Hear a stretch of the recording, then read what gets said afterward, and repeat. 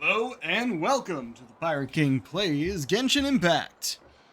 Last we left our hero, we handled the last big Archon quest that we just released, which had us dealing with a bit of a timeline anomaly and the Abyss Order, finally figuring out what our sister is up to.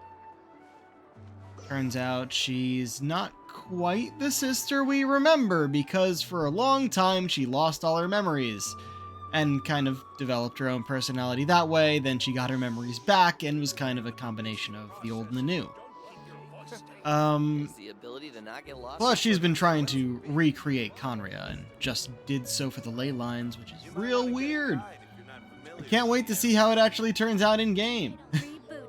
But now we are here to do Skirk's story quest. But speaking of Skirk, I'm gonna take a look in here because it's a new month, which means look at this. I get 5 of each of these. And we are going to start off, if I can. 7. But 13, so we'll do one of these pulls.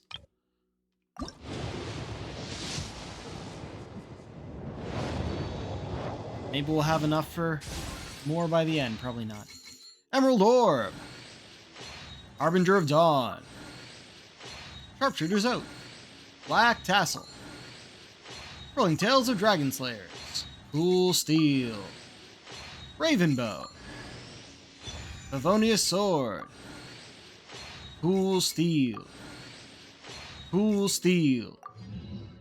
That's boring! Oh well. It's this one. It's a standard, which of course is going to be boring. But I wonder if we'll be able to get 3 more of those by the end of stream. We'll see. Alrighty. Oh. There's a different way to do that. You. Crystalina Chapter, Act 1. Get quest.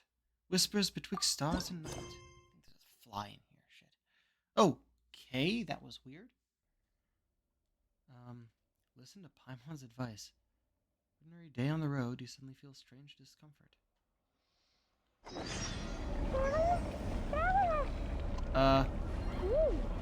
You're like Space Up City over there. What's up with you today? Why does Paimon's voice sound so far away? Feeling okay? We've been traveling all over lately, so maybe you've come down with something. That's it. We're getting Baiju to check you over. Oh, we're going all the way to Liyue for this. Alrighty.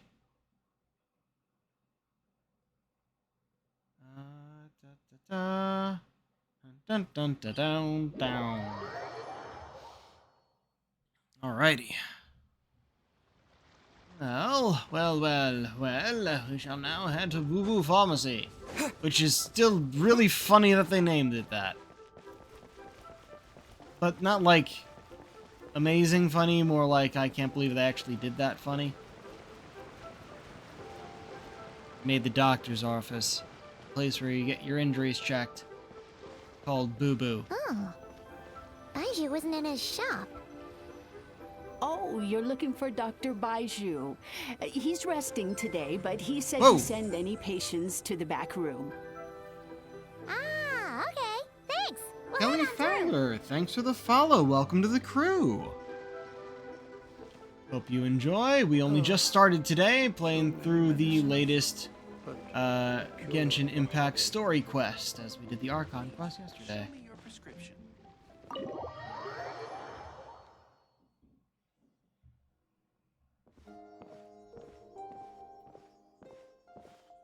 Oh, great. They're not voiced either.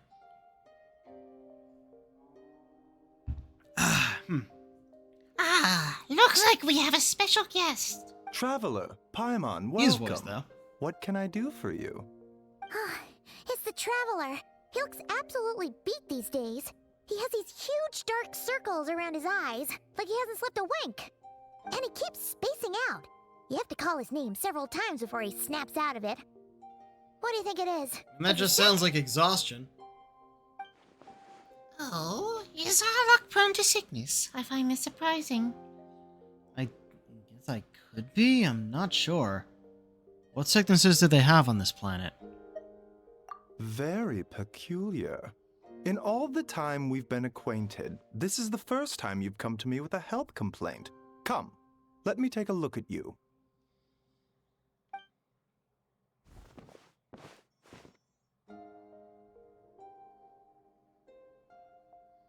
And here's where we find out that his organs are in different places than the people in this world.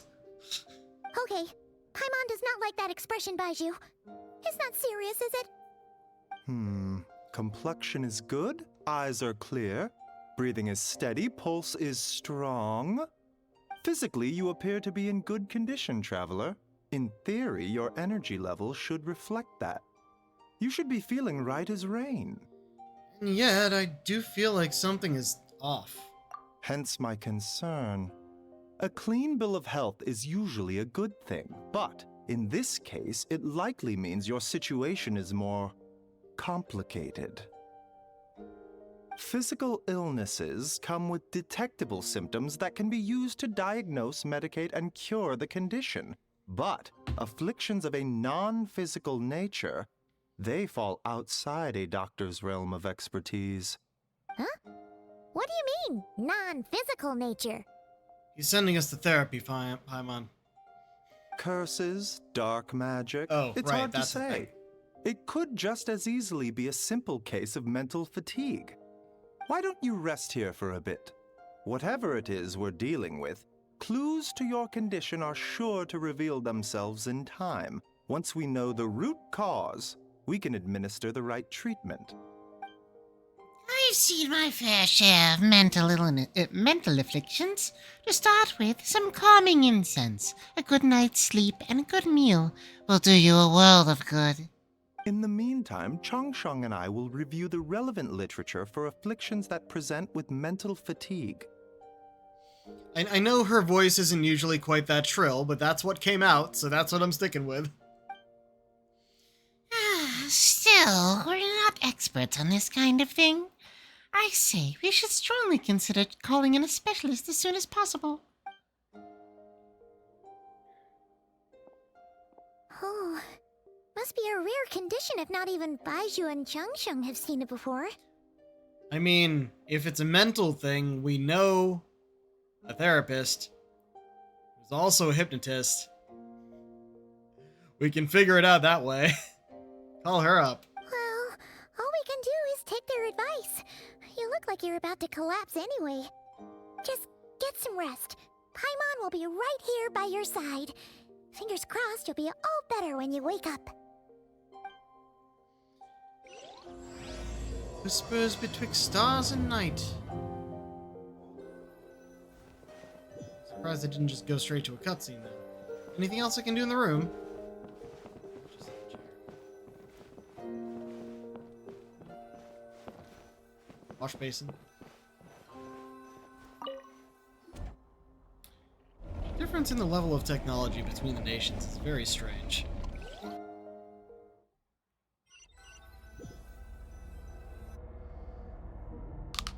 Where am I? There's a thick fog covering my field of vision. This feels more real than a dream, but too chilling to be real life. My breath freezes in my throat before I can even exhale it. It feels like my soul has been rent from my body and thrust into this strange and unfamiliar place. Whichever direction I look in, there's no end in sight. Worse than that, I think there's something in the fog, following me like a shadow. This dream, if this is a dream, how long till I wake up? And if it's not, where in the world am I?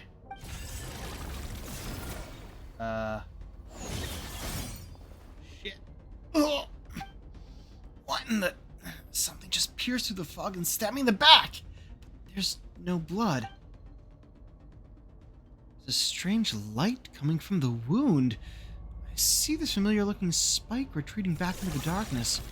Deep inside, it feels like a part of me is missing. Now another wave of fatigue is washing over me. Well then, something is preying on our soul in our sleep. Fascinating. Traveler! Traveler! wake up! For once, you're making Paimon look like an early riser. It's already afternoon. Hopefully all that sleep did you some good. Feeling any better? Paimon, I need you to check if there's a cut on my back. A cut? What? Did you scratch yourself in your sleep? All right, let Paimon take a look. Nope, nothing there. Wait, did you have a nightmare? Okay, don't panic. Paimon heard that dreams tell us what we need by showing us the opposite. So, if you had a nightmare, maybe all you need is something to cheer you up. Come on, Paimon will treat you to something yummy. Or we go to the yokai who specifically deals in eating nightmares. And who also told us that we were the first person she ever found who did not have any nightmares.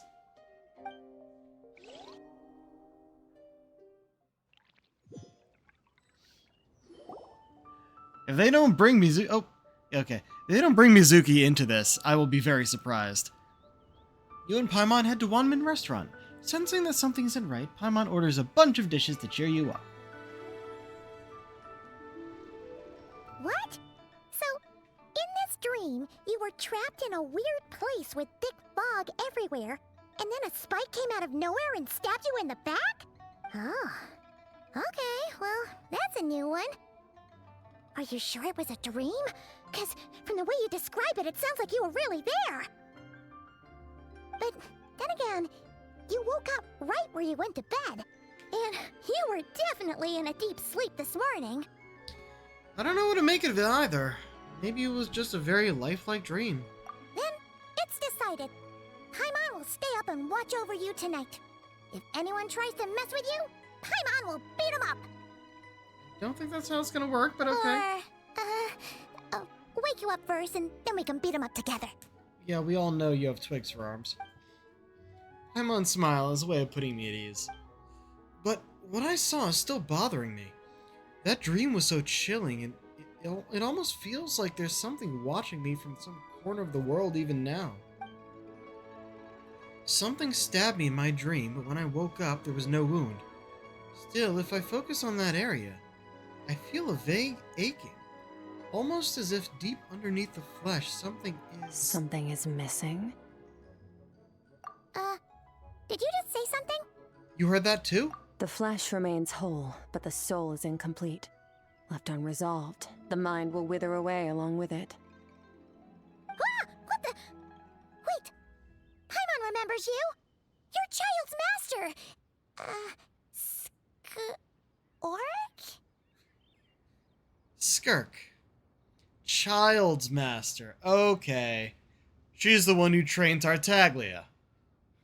Right!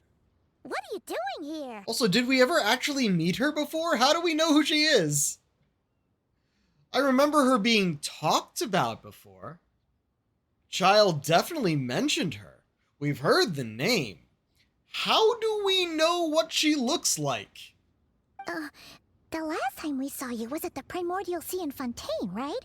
But then we left and never learned where you went after that. And my question has been answered. I did not remember that at all. Child's been looking everywhere for you, by the way. What brings you to Wanmin Restaurant of all places? You came here looking for us?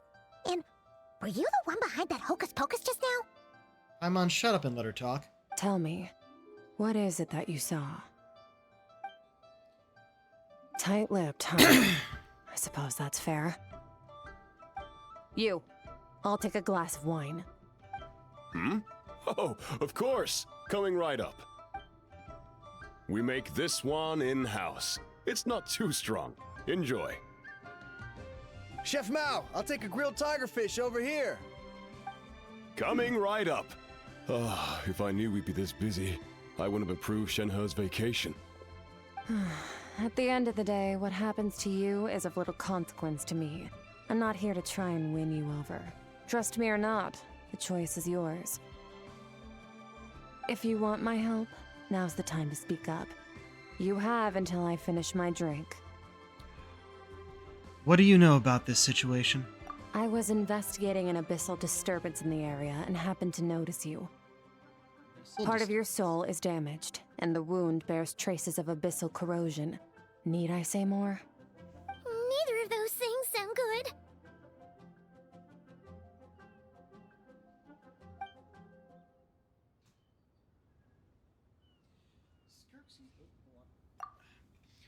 Skirk seems to know something, and given what I've seen of her strength, I bet she can tell what happened to me.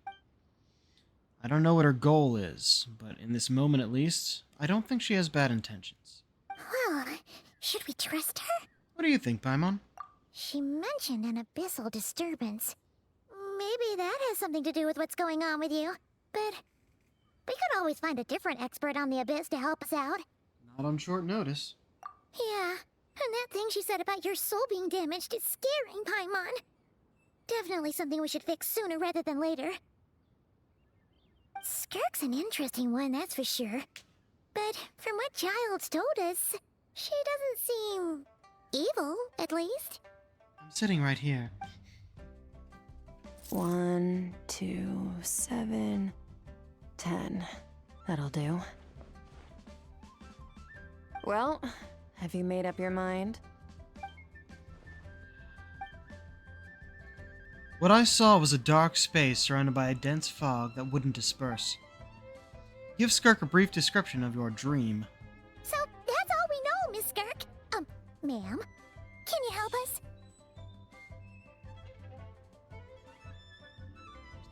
So, you couldn't disperse the fog. I understand. Come find me in the Gwali Plains when you're done here. Oh, and I left cash for the drink on the table. Settle the bill for me, will you? Oh, okay. Huh? She disappeared.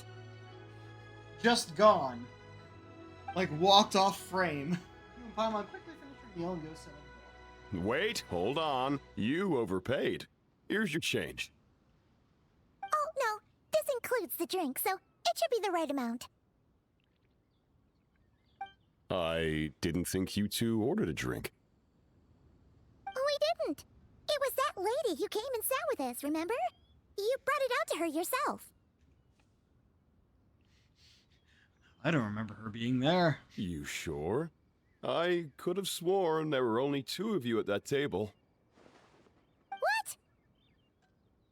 What? What'd you put in their dish, Chef Mao? Some kind of hallucinogenic mushroom? You got them seeing things. Seeing things? Wait, so neither of you noticed her? Young lady? About this tall, wearing a purple dress? She ordered a glass of wine! Oh, now you mention it, that vaguely rings a bell. And it looks like I did open the wine jar, so it must have just slipped my mind. In any case, Weird. that settles your bill. Come again soon. Check, please. Coming! Okay, what was going on there? It's like they didn't remember Skirk being there at all. Even Paimon was half convinced we hallucinated the whole thing. But that Mora she left for us was definitely real.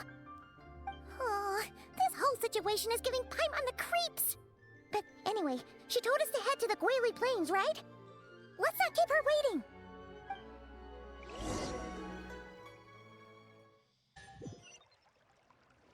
Are we in control or just there? Okay, we're in control.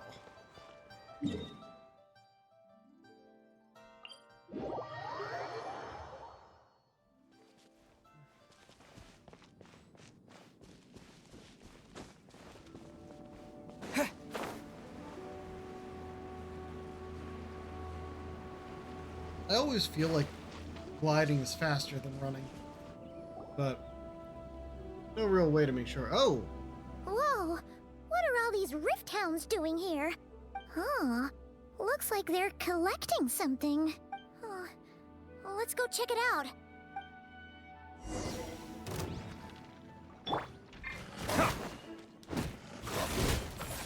Burn! Oh, don't get behind me.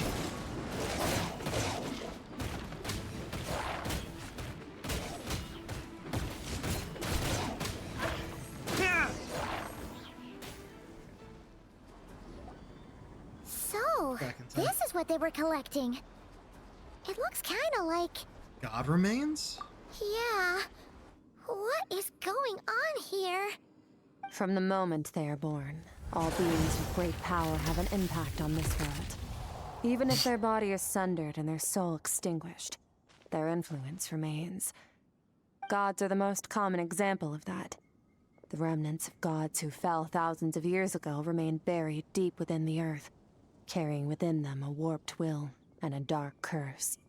Together, these remnants form what you call God remains, and it appears that some of those sealed here were dug up and removed. There are traces left, but they're fading fast. What are you doing? Nothing. Just wanted to make sure you were, real? Also, She's definitely not a ghost I would definitely traveler. call that dress I white. unhooked her, and she's solid. After you left the restaurant, the other diners acted like you were never there. Your life hangs in the balance, and that's what you're fixated on? Strange set of priorities. It was just a trick to avoid being perceived. If someone notices me, those memories are erased. Simple as that. Simple? Unlike you, I have no desire to establish a connection with the world. The weak and the lowly have no right to remember me. They're lucky they only have a few missing memories to show for it. Now, Let's have some can we blue. please get back on track? Okay. Where were we? Right. The God remains. So, basically, there's now less of them here than there used to be, right? Isn't that a good thing? Not if the Abyss took them. Our experience, God remains are 100% bad news. A lot of terrible things have happened because of them. Maybe it's a good thing by human standards, but power doesn't come from nothing, and it doesn't just disappear for no reason. The remains aren't just gone. They were taken. Like part of my soul was taken? Very clever, traveler. You aren't the only one who had something taken from you. There are victims like you everywhere. The only difference being, you can speak, and the remains cannot, so it went unnoticed. Something similar happened in Sumeru. Within the span of one night, countless consecrated beasts were slaughtered, and a large amount of the god remains buried in the desert went missing. Of course, god remains are just one of the targets. The culprit is chipping away at sources of power all over this world, including the Stella Fortuna above. Wait, you mean... the stars? Has anyone noticed the stars going out? 42 of them have died out in the past few months alone. In Conria, people believed that powerful individuals have corresponding Stella Fortuna. Even should that individual fall, their Stella Fortuna would not disappear, but gradually evolve into a new constellation. Yet now, stars are disappearing from the skies entirely, and it's not hard to deduce what's happening to the power they contain. Something has been leeching power from this world like a parasite steals nutrients from a host. And now, it's no longer satisfied with the remains of the dead. It wants you. This time, it only took a fragment of your soul. But next time, there's no telling how far it could go. But why me? No one knows. All I know for certain is this. Getting back what you lost will not be easy. Considering how much power this entity has stolen, it must be a god-level being by now at least. But that's not the real concern. Souls are fragile things, and yours could easily be crushed if you go up against it. So you're gonna help us, right? We're going to help each other. You are my ticket to uncovering this thing's true identity. Well, great! You seem super strong, and you know a lot about the Abyss, so Paimon will take it. Thank you. Don't get all mushy on me. All I'm doing is helping you get back to normal after a sudden crisis. And I should warn you, getting mixed up with me can have unforeseen consequences. We're on very different journeys. You don't want to be in my debt, trust me. You help me uncover the truth behind this entity, and I'll help you recover what you lost. This is a transaction, that's all. You would do well to remember that. Now, come along.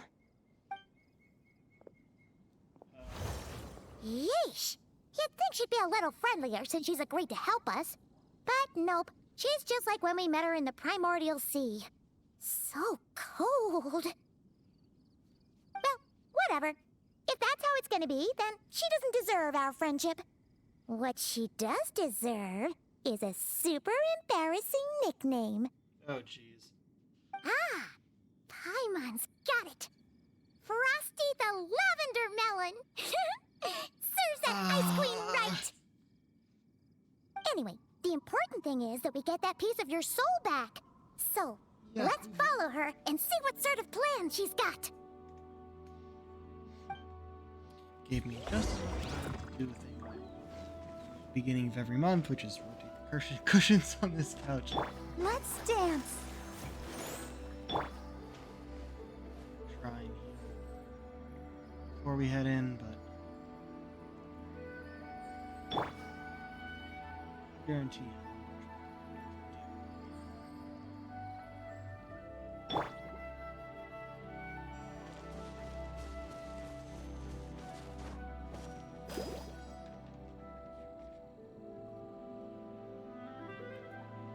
I'll protect us.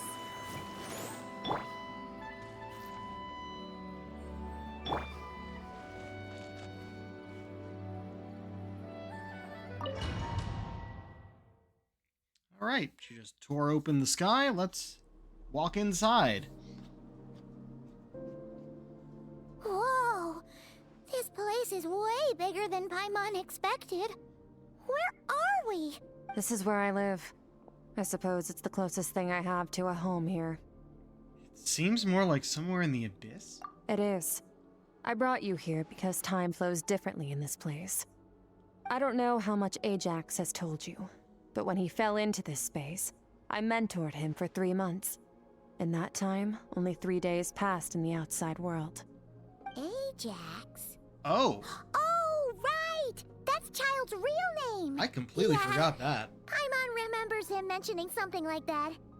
So, a month here is equivalent to 1 day in the outside world? That should mean we're safe from that power-hungry soul snatcher for now, right? Yes, well, I didn't bring you here just to show you around. In the outside world, the Traveler could be attacked at any moment. But coming here has bought us quite a bit of time. Now, we just need to figure out how to investigate that place you saw. The one full of fog. Both your description and the abyssal disturbance I felt point to that space having some connection to the abyss. It could even be a domain similar to this one. The thief who stole that fragment of your soul is hiding there. But the abyss is a chaotic and turbulent place. If we want to pinpoint their location, we need to see what that space looks like without the fog. Abyssal power can grant a special form of sight. Have you ever wielded abyssal power before? No, not that I'm aware of. Okay. Do you plan to learn? For now, no. I'm kind of at odds with the abyss. That tracks. All the information you have suggests the abyss is something sinister, and that abyssal power is a wild and dangerous force that always spells disaster. And you're saying that's not true?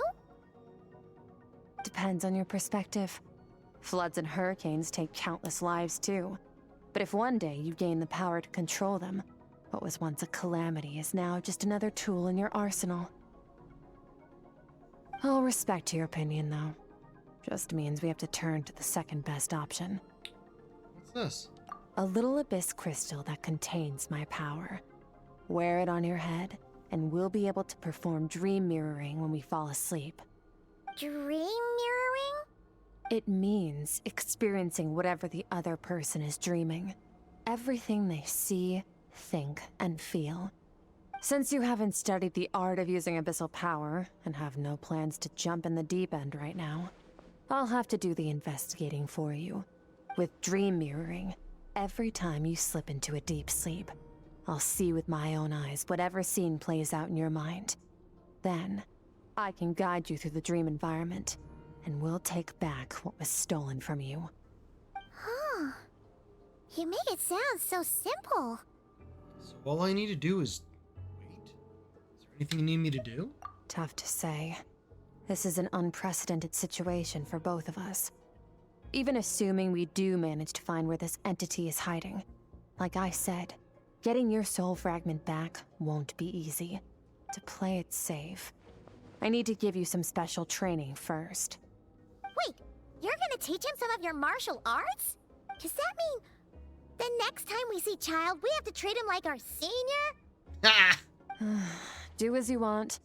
For my part, I don't see you as my disciples. You're already a pretty good fighter. All I'm planning to do is build on your current skills and train you for the specific scenarios that I think we might face. Fair enough. But that's enough talk. If you're ready to do this, then come with me. Time might be more lenient here, but that's no excuse to waste it. Oh, she moves fast. Paimon can hardly keep up with her. Also, why another portal? Special training, huh? Kind of a rare opportunity. With your skills, there's not a lot of people qualified to train you. The last time something like this happened was probably anti-Raiden Shogun training, right? Oh, feels like a lifetime ago. Really does. Skirk seems pretty strong too, though. Remember how she said that the all-devouring narwhal was just her master's pet? Maybe we really will learn something here.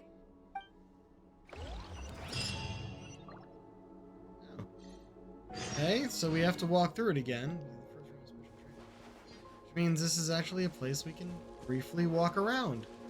There's probably some invisible walls that we have to worry about. Like this. There we go. Alright.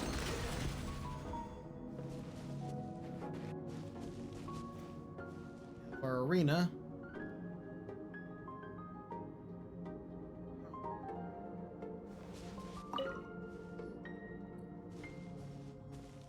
Ready? Bring it on! Your training will be split into 3 stages. Testing your blade work, elemental abilities, and reasoning skills. We'll start with blade work. You're no rookie in this area, so I won't bore you with the basics. During your long journey, you've no doubt sparred with a lot of talented sword fighters. Consciously or not, you'll have picked up all kinds of techniques from them.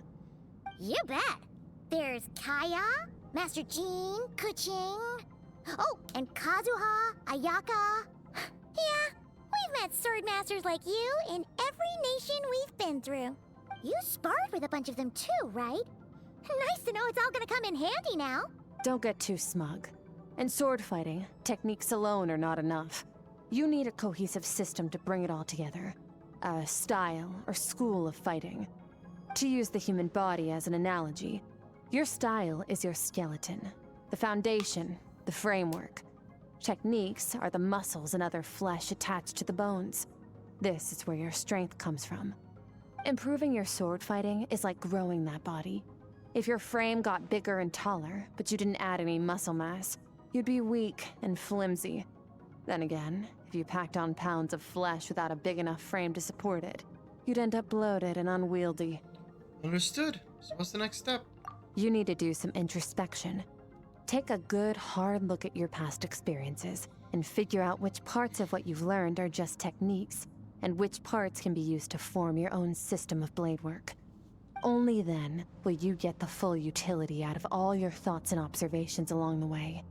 Only then will every strike you deliver make perfect sense. Wait, is that it?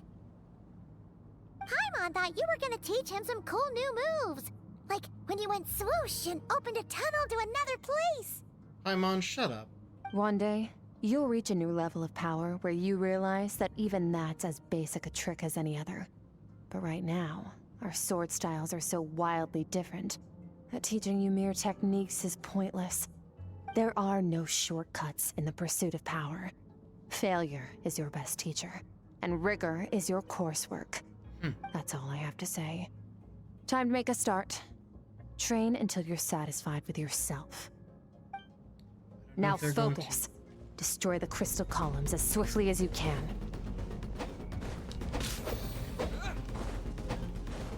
Come on now.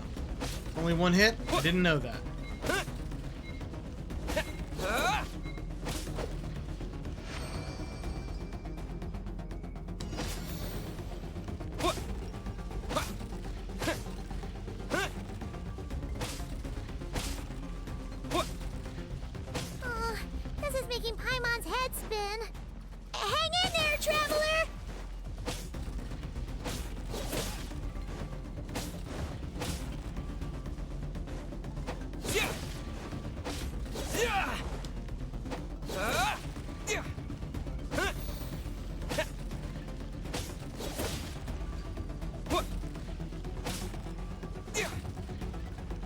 Training progresses, your strength improves.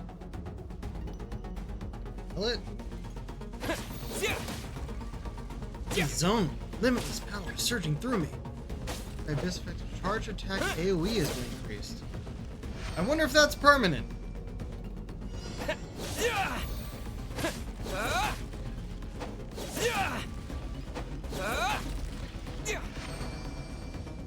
Stay calm. Use your head. You have to keep it together.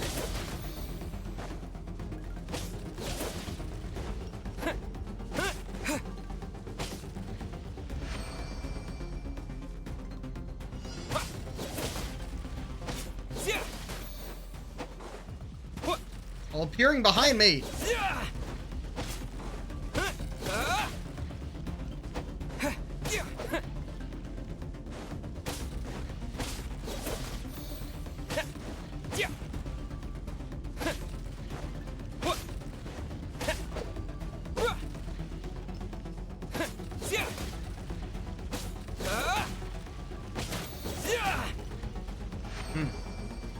That one, I at least knew what I was doing there.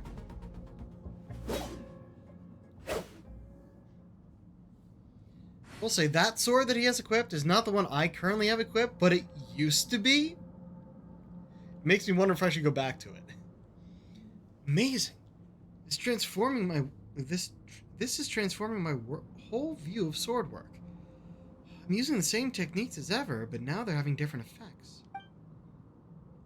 It's as if I've unlocked a hidden door in my mind. There's a wellspring of strength on the other side. In my mind's eye, I'm seeing images of the friends I've made in Teyvat. Theirs are the sword styles and techniques I've come to know. This moment will be frozen in time. Cut to the chase. The lines they all say with their special moves. Consider a moment of true mastery that you've witnessed in another person, and ask yourself, what lies beneath the surface? What's their guiding philosophy? What's their state of mind as they maneuver their weapon? Now take that and practice it right away with speed, skill, and strength, over and over, until your hand is one with your mind. This is the only path to true growth. Step on up. Dance with the waves. Eternity go by in an instant. So I use a single leaf, thus I shall slice this beetle in a flash. Question of the ages. Sword style. Journey. I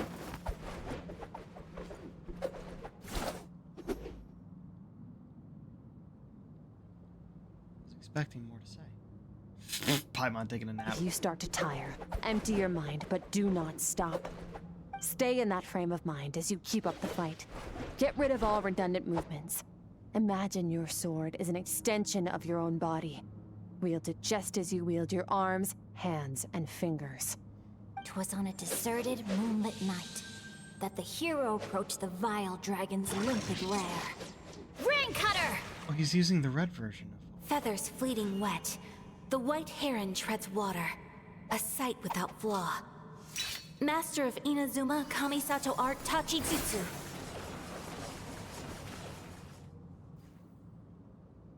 With each slash of my blade, I feel my strength increasing. I don't know if my weapon can contain all this power. I'm in the zone. Limitless power is surging through me. Wait, he already said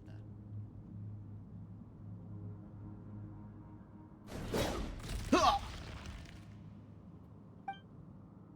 You slash and swipe till you're exhausted. You've exhausted every ounce of energy. Huh. Looks like you've made some real progress. That concludes your training session. Awesome! Paimon knew you could do it! How do you feel? Exhausted, fighting to keep my eyes open. As you should be. Time flies when you're training hard. You've actually been going for several days now with no rest. Excuse me? Yeah. Meanwhile, Paimon's had a whole bunch of naps. But you were so focused, she didn't want to interrupt you.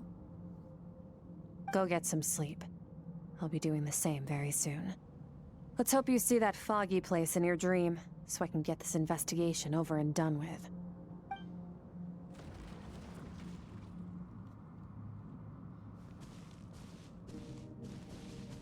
Same height. Sometimes you have to practice a single movement 1,000,000, maybe 10,000,000 times before the breakthrough moment comes. Nothing in the outside world can help you in this process. The most important thing is to remain patient.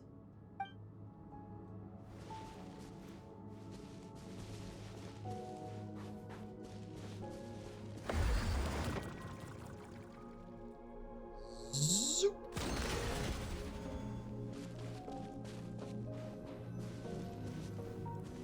No point in exploration.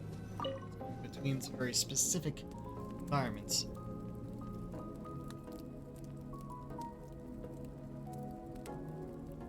It's like going to sleep with one headphone on, which is I would not want to do that, but hey, it has a purpose. And one on is better because then I'll have a side that I don't need. I sleep on my side. That's what I'm trying to get to.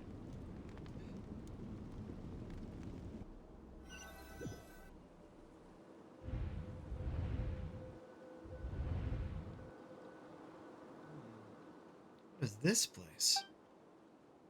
Pulled back into that place again? But Skirk said the dream mirroring would kick in while I fall asleep. Why am I back here? Looks different from the last time. No. On closer inspection, this isn't the same dream as last time. It's dark and gloomy, but there isn't that chilling fog that made my hair stand on end. Hold on. The dream mirroring is a two-way process. Maybe I'm seeing inside her mind while she's exploring mine? If this is her inner world, it's pretty bleak.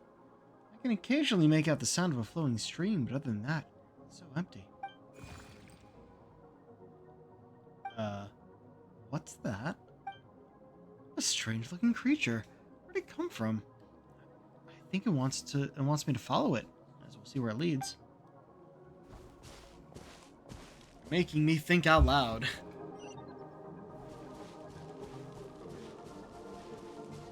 You go faster, maybe?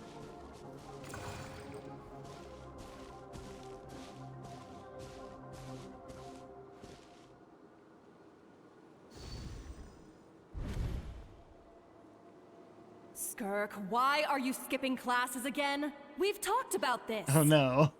'Cause he's a crabby old man, and he's a boring old man. I don't like going to his classes. Excuse me. You shouldn't talk about your teacher like that. It's very disrespectful. All right, let's not get into a big fight about this. Skirk's learned what she needs. There's no point forcing her to sit through more classes if she doesn't want to be there. But I'd still love to hear about what you got up to yesterday. Why don't you tell your dad all about it? I went diving, and I saw this huge fish. I never knew they could get that big. It looked kind of dumb, though, with that stupid big fat head. I tried to shake its fin, but it just spat water at me. Oh, and today, I'm gonna go to that prairie up north. There's supposed to be this giant bird there that can spit fire. I bet if I climbed on its back, it could fly me all the way to the stars. Then I suppose your old dad should get one as a pet too. Otherwise, how are you gonna hear me call you for dinner up there in the stars? When it's time to eat, I'll come back on my own, Zilly. Anyway, gotta go. Bye, Mom. Bye, Dad. Wait! Put on a coat at least. You'll catch a cold. I'm talking to you, young lady. You spoil that child, you know. Ever since that merchant ship arrived, she practically lives outside. Always going on about exploring the beyond one day, whatever that means. Ah, let the kid do what makes her happy. Besides, we both know you're all bark and no bite. Come on, our little adventurer is gonna be hungry when she gets back. Let's get started on dinner.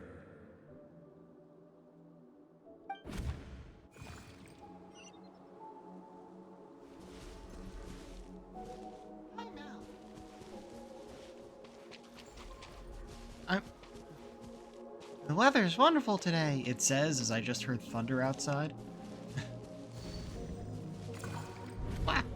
The stars shimmer high above. But what lies beyond the stars? Mountains as far as the eye can see?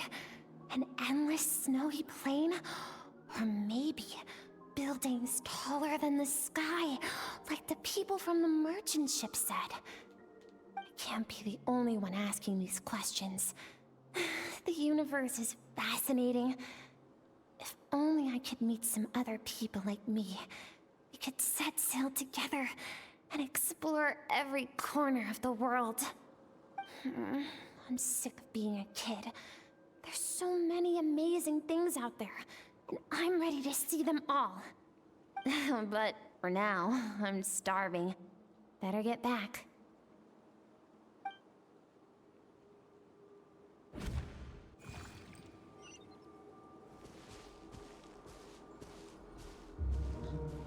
What's over there?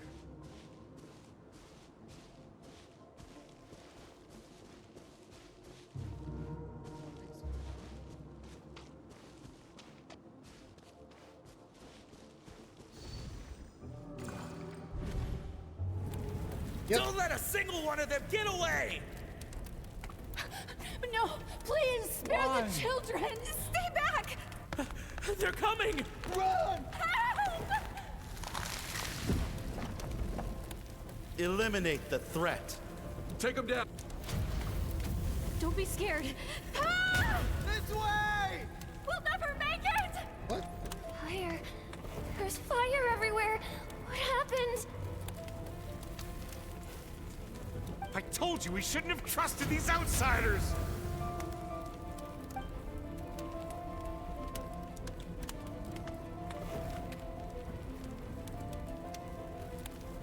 Why are you doing this? What did we do to deserve this? We welcomed you with our finest food and drink, showed you the best our home has to offer, gifted you cloth dyed by our own hands. And this is how you treat us? Run! Save yourselves! Captain, Zone 3 is clear and we have Zone 2 surrounded. Begin extermination. Remember the orders from upper command. No one is to be left alive. Rest assured, sir. We have enough munitions to annihilate these savages and burn their entire civilization to the ground. What the fuck? Good. Guys? The only ones who put up a real fight are that man and his wife, correct? What's their status? We shot the man in the ankles and the wife broke her wrist attempting to fight back. They won't be doing much more fighting. They're holed up in their home for now, but they won't last long. To prevent them from making some kind of last stand, we're planning to clear out the other zones first so we can send a bigger squadron to surround them. Well, well. Turns out some of these beasts do know how to use their claws. Now the threat these savages pose will be undeniable. Let them cling to what's left of their lives for a little longer. Once the other zones are cleared, I'll cut off their heads myself. Well, we have absolutely no context for this. They didn't even give these guys an appearance. What's going on?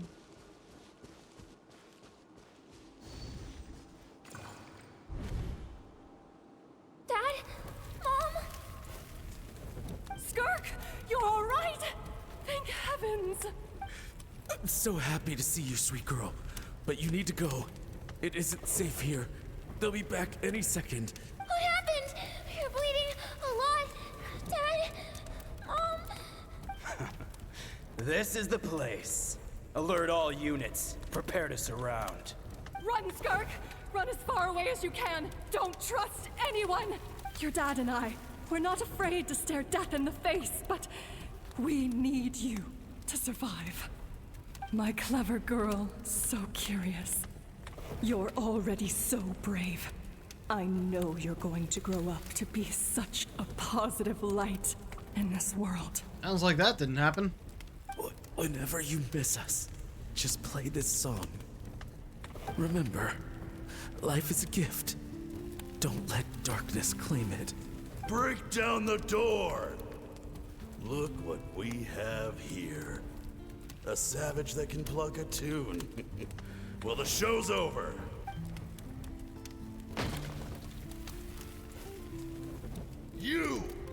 Stop singing! Not Shut singing. it!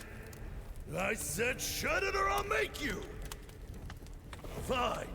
Have it your way! Sounded like he was playing guitar.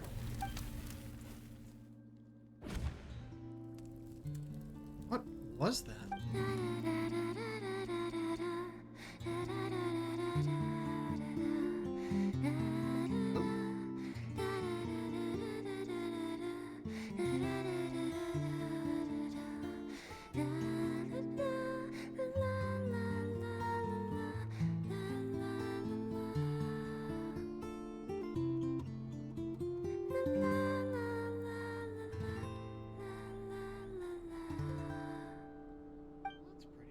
Oh, you're awake. I found a few clues while you were asleep, but it's only a start. Now, time for the second stage of your training. This time, the focus is elemental energy. Come find me when you're ready to begin. Wonder if they'll assign us an element. Or if they'll cycle us. Yeah, no, we're, No, I think that's still Pyro.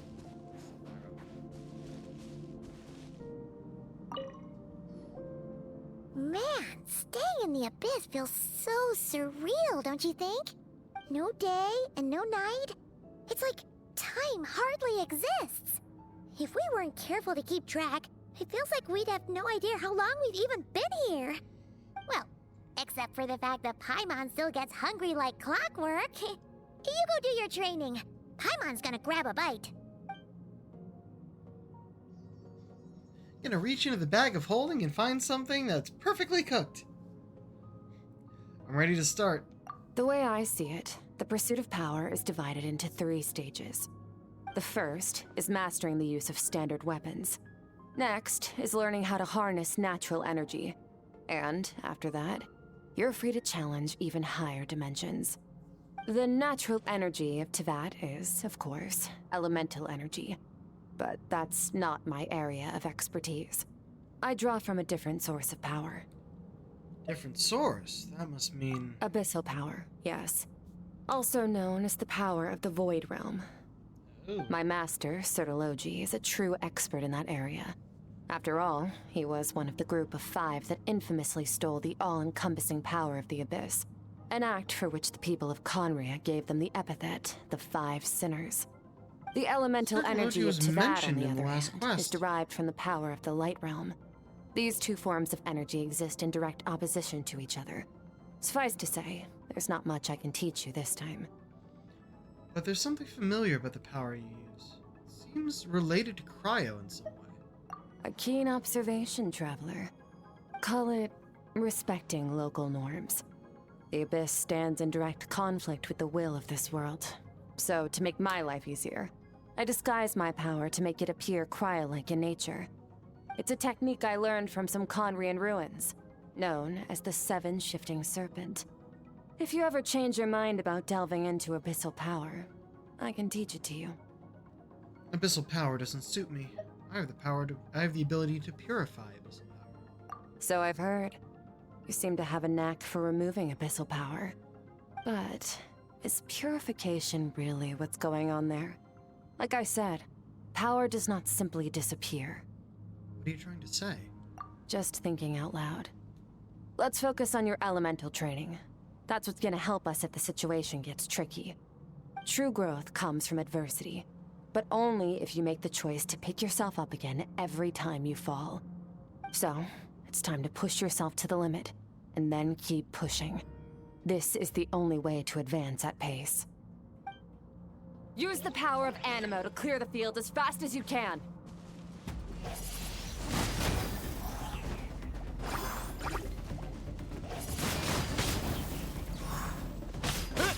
Yep, they do. They're gonna be cycling us through the, through his powers. Disappear! And I haven't used Animo in a very long time. Windblade!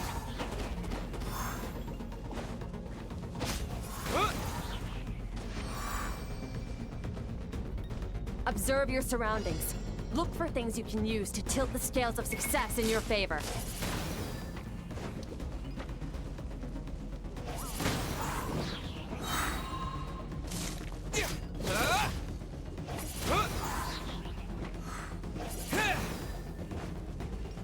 Wind blade.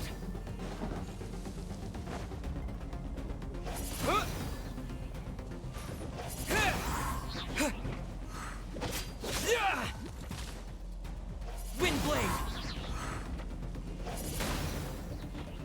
With the wind. Fire tornado. Hell yeah. Drain the elemental powers one by one, ending with hydro. Okay. Use the power of Hydro to destroy the spikes. His hydro power was not the best, if I remember correctly. Faster. Don't give them a chance to strike you. You need to be quicker than you were in your dream. You can't afford another injury like that. I'm pretty sure it hurts me.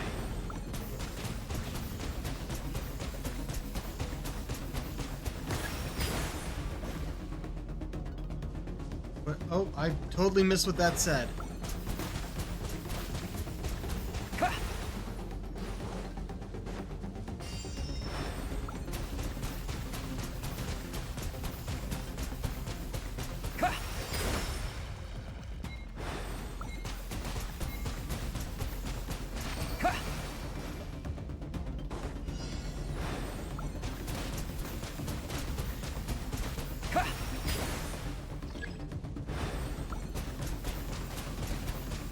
Go! Use the thing! Damn it!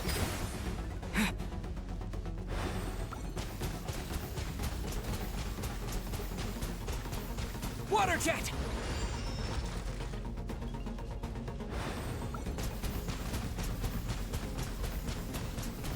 They're too far away. They're too far away. That's what was going on.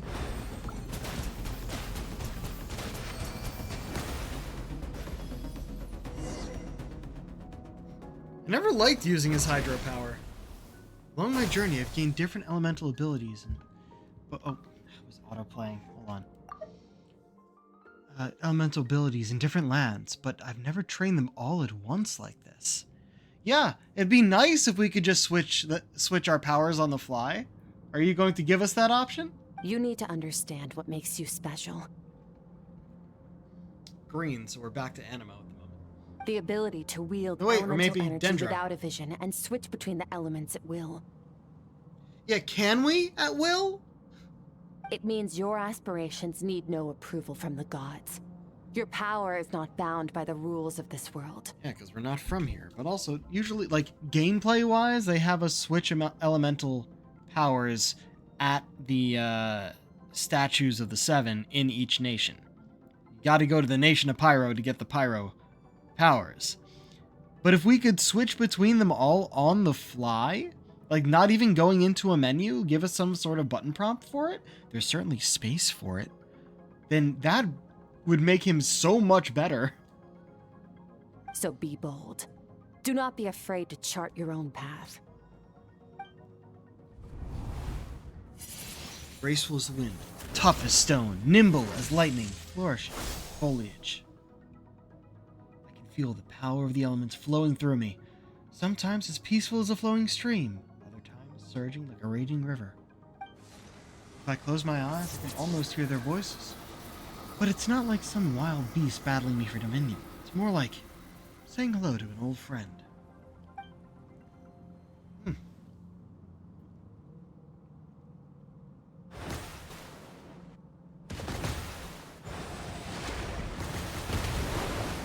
Very good. It seems you've reached a deeper level of connection with the elements. How long has it been this time? I'm exhausted. Long enough for you to lose yourself in your training, which is a good sign. Relentless practice with the elements has drained all your strength, but it's also what allowed you to make progress. Get some rest. When you wake up, we'll proceed to the final stage of your training.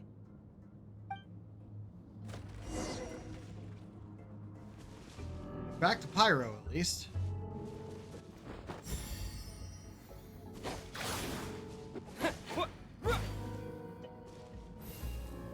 use our weapon with it, too. Though our weapon is also imbued with whatever that special element is. Pneuma or Wisa? I think it's Pneuma is the light one. Fontaine. When we have our hydropower, it doesn't matter which one the weapon is attuned to. It doesn't do anything. But since we don't have our Fontainian hydropower, it gives us the Fontainian element. Plus, it looks kind of like the basic sword, just, powered up, which is why I'm like, hey, that's probably more appropriate. Because they used to show him with the basic gray sword. Now they show him with what I used to use before then. This sword is more powerful, I think, though. Should probably double check. Alright, let's try it again.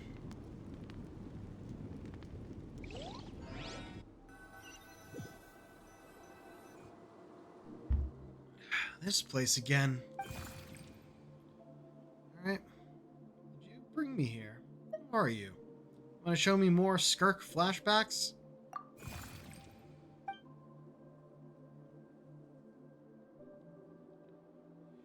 No response. A strange creature just floated away. What is this thing? What is it doing in Skirk's inner world? Where's it taking me this time?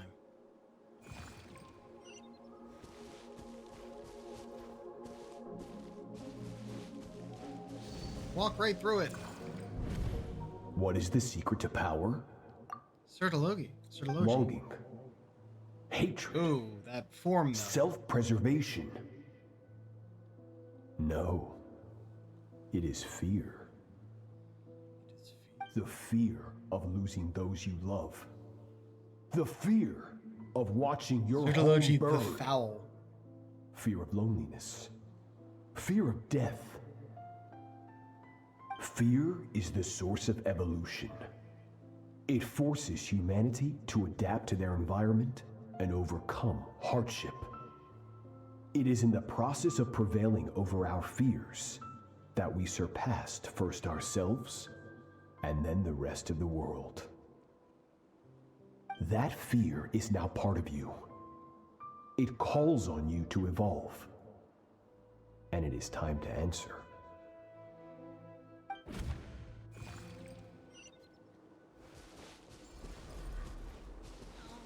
It's...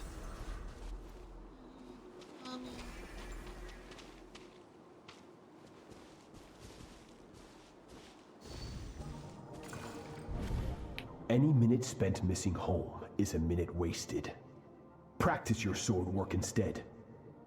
Do not make me tell you twice. But, Master, I can barely lift the sword anymore. If I keep going, I feel like my wrist is going to break. So it has not broken yet. Oh, fuck you. Then pick up your sword and keep practicing until it breaks. I want to hear the cracking and splintering of bone. After all, bones can always be reset.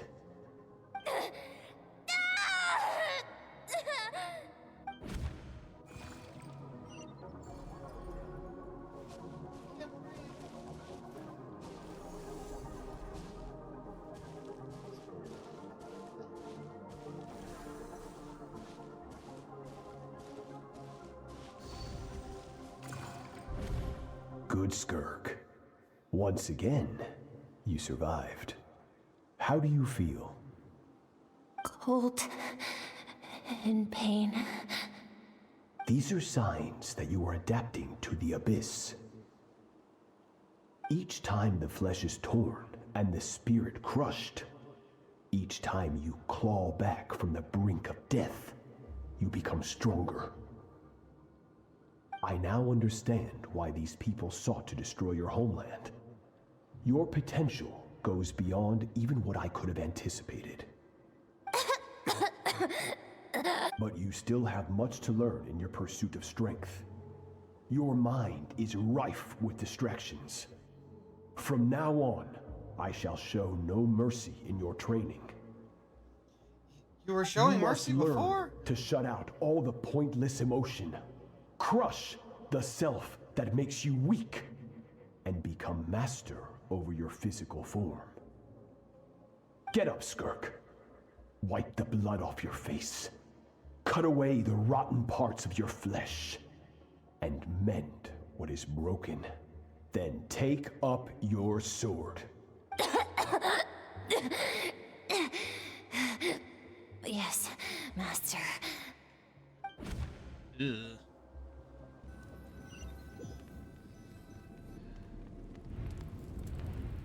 Dream is over, but I can't get that suffocating, oppressive feeling out of my head. I have so many questions about Skirk's past.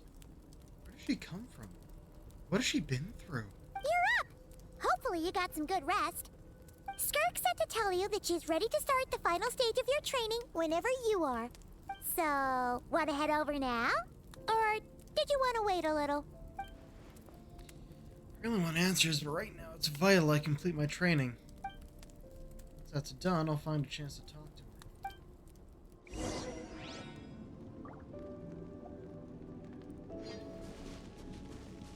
Like, looking at... Oh, what I wanted. Looking at this menu, over on the left there, you can see there's an empty spot for down. But there's also all the face buttons on the right. Sometimes they put something on square, so it couldn't be that. I think I've seen something on circle as well, but never really triangle or X. So.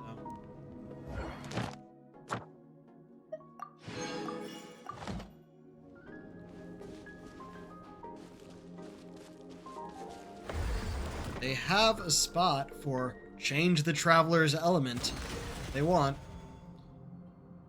They could probably put it on like both triangle and X so you can cycle both ways through it. From your training so far, you have gained better command of the sword and more control over your elemental abilities. Thank you. It's all thanks to your guidance. That's only part of it. Experience is the real teacher. Your journey, the friends you have made, the dangers you have faced. These have taught you more than I ever could. Now, it's time to focus on how you react under pressure. You must be able to think rationally, even in unpredictable combat situations. To simulate this, I'm going to attack, and you're going to block. Oh, we're blocking now. That's only a thing that happens during certain quests. Ready? Yes. Give me your worst. Not bad. That defensive stance looks near unbreakable. Just like your sister. Oh, that reminds me. You still don't know what happened to her, do you? I mean, we just met her.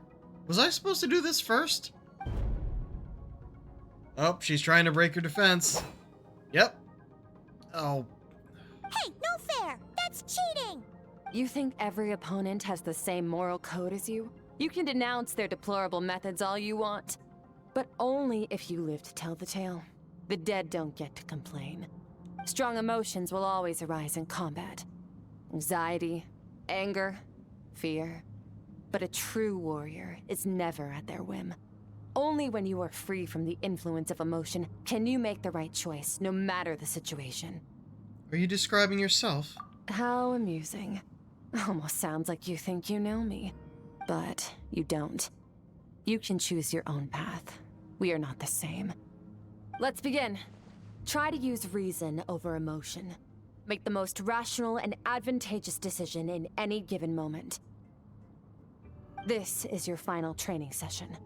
Look alive. Great, we get to actually fight her now, do we? Same drill as before, but this time Oh, and we're I'm still going to hurt from interfere. before. Hold your focus.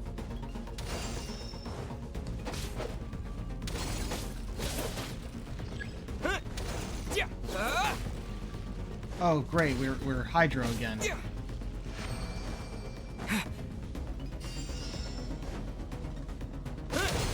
Shit. Oh, I'm out of stamina.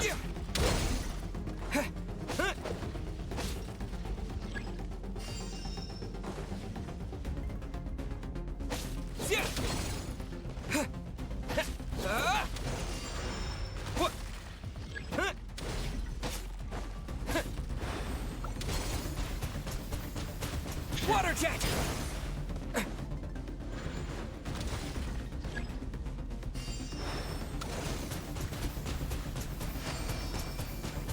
Where?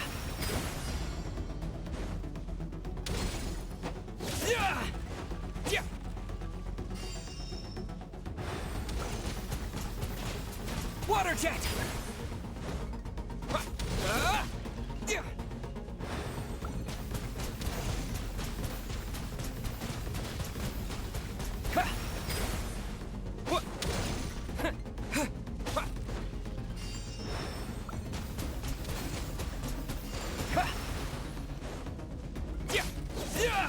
Not bad. Better than I expected. Okay. That was frustrating. Why make me... Oh, it's not easy to control my emotions. Why make me use hydropower? Is it because it's the only one where I get to shoot like that? Battle is overwhelming. If I can just focus all my attention, what my opponent is doing and how I should respond, it's almost like my emotions take a back seat. You're getting the hang of it. The first step to controlling your emotions is controlling your mind. You want a unified train of thought. It all comes down to focus. Focus on the battle.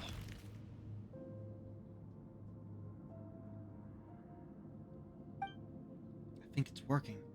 I can choose to tune out anything that isn't relevant to the battle, but I think I'm still pretty far from having full control over my emotions.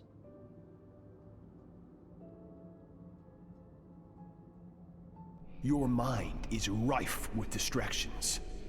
From now on, I shall show no mercy in your training. You must learn to shut out all the pointless emotion, crush the self that makes you weak, and become master over your physical form. Skirk went through this kind of training too, didn't she? How merciless does the training have to be to make someone substitute all emotion for pure reason? Stop. Let's pause here. One look, and I can tell your mind has wandered. That's to be expected. There's a limit to how long a human being can concentrate on one thing. Staying calm and focused sounds simple in theory, but in practice, it's more demanding than sword work or elemental abilities. Right. Now that I've stopped, all the emotions I was suppressing are rushing back to the surface. Pain, exhaustion, frustration, doubt. But exhaustion is the main one. I feel like I could fall asleep on the spot. Get some rest. No point training further if you're already dead on your feet. Like I said at the beginning, the only goal of this training is for you to reach a point that you're satisfied with. You managed to push past your limits, which is a good start. You can be proud of that and sleep well knowing that you've earned it. I'm going to give you the same training my master gave me, with the well-deserved praise that he didn't give me.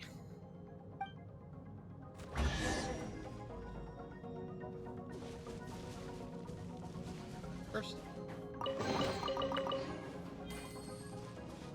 Hydra Surgery. Warriors will train day and night to perfect their skills. But when the battle comes, their fate may be decided in a matter of minutes. One mistake, one moment of hesitation, and just like that, all their blood, sweat, and tears were for nothing. You need to push yourself to perfection, or you might not even live to regret it.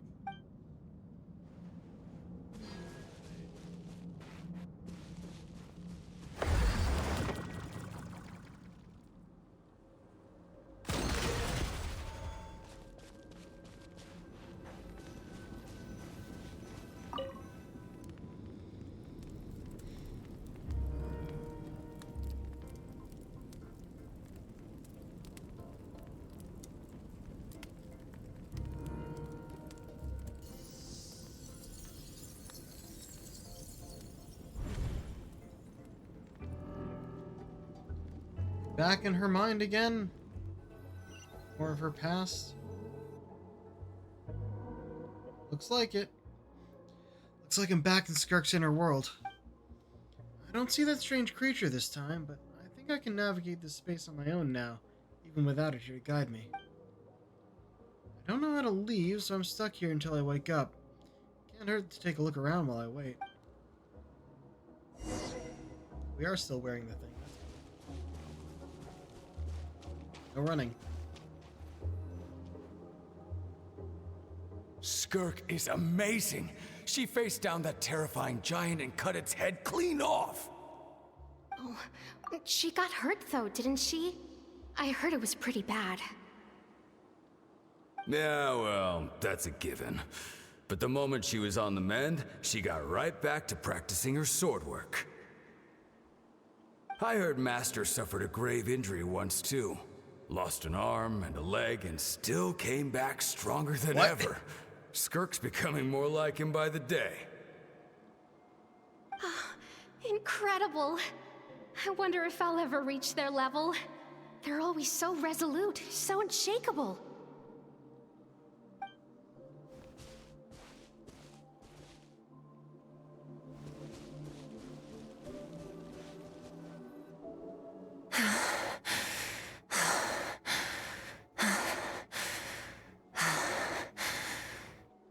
Pathetic. You're not even trying. You're so much weaker than you think. Skirk, have you become a positive light in this world? Do you even remember how many of us perished in that fire? How many bodies were left to rot on the scorched earth? Yet you alone live on. Keep your gaze fixed on your blade. You don't deserve to rest. I have so many questions. I just want to jump in a spaceship, explore the whole universe, and get answers from the stars. I just need to wait till I'm grown up. Then I can do anything. Now, you must bid farewell to who you were in the past and become someone stronger. Run, Skirk, run! Only death awaits us here. Keep running, and don't ever look back.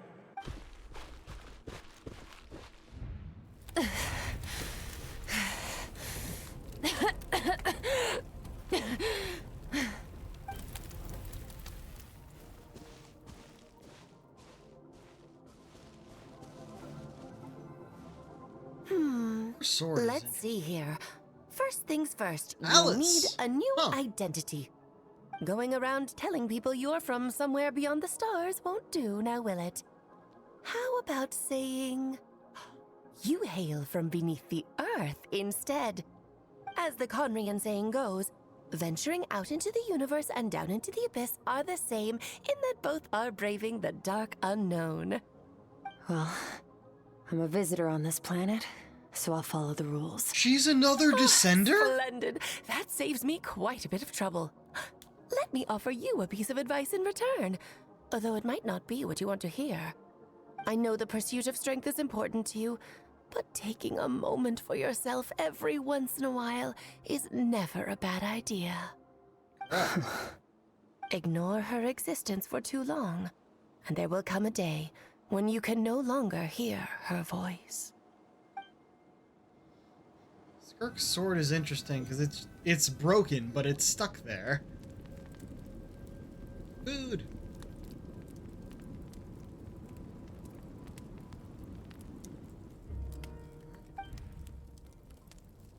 Dream's over. I hear the crackling of a fire in the distance.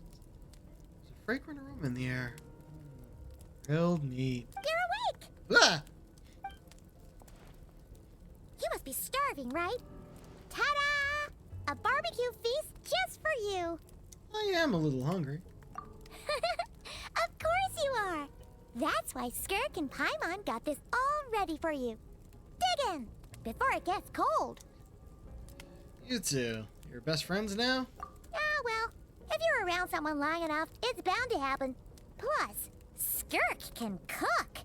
So, Paimon decided she can forgive the whole Ice Queen thing. Paimon's not one to hold a grudge. Here's an idea. Let's save the chit-chat until after the meal. But there will be chat. Y'all dig in, make quick work of food. Okay. It's Paimon's turn to sleep now. Wake her up when it's time to go. Alright, Paimon, time for me to get information you won't.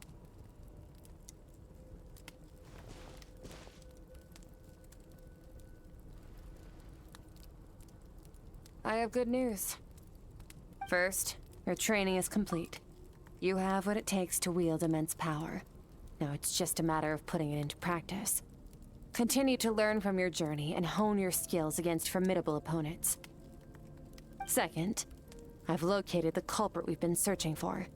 Next, we just need to retrieve the missing part of your soul, and our business will be concluded. Thank you. That was a lot faster than I expected. When Ajax trained with me, he once told me he was bursting with questions. So I allowed him to ask me 3 of them before he left. You and I may never meet again, Traveler. So if there's anything you want to ask me, now's your opportunity. Just like Ajax, I'll answer 3 of your questions. After spending time in Skirk's inner world and witnessing her memories, there's so many questions I could ask, but the most important one is... Are you really from Teyvat? Okay, not the angle I was expecting. What makes you ask that? Saw your memories.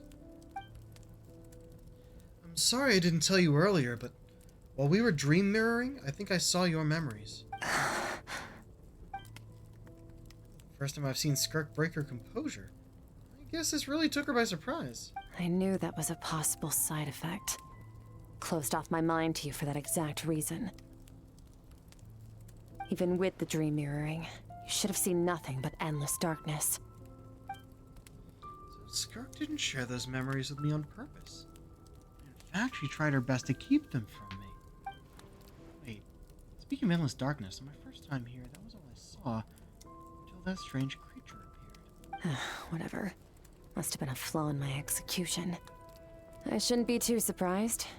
Due to some recent circumstances, my self-control has been lacking as of late. Since you've seen what you've seen, there's no reason to hide the truth. All I ask is that you keep it a secret. No, I'm not from Teyvat. I'm from a different planet. And there was a time when I journeyed through the stars. A lot like you in some ways. Like me? Do you mean you're also a descender? No, we're different in that respect. You're influencing the fate of this world. But me, I'm just passing through. I thought Descender was just their name for person from another planet. But okay. Several hundred years ago, my master, Sertologi, opened the border between worlds and sent me here. But this is not my home. And one day, I'll return to the vast unknown of space. So, there you have it. On to your second question. I'm glad they're not making me choose. What is your goal in coming here? To become stronger. Ironically, that's a weak-ass goal. For certain reasons, I need to bridge the power gap between me and my master as quickly as possible. But first, I need to understand the source of his strength.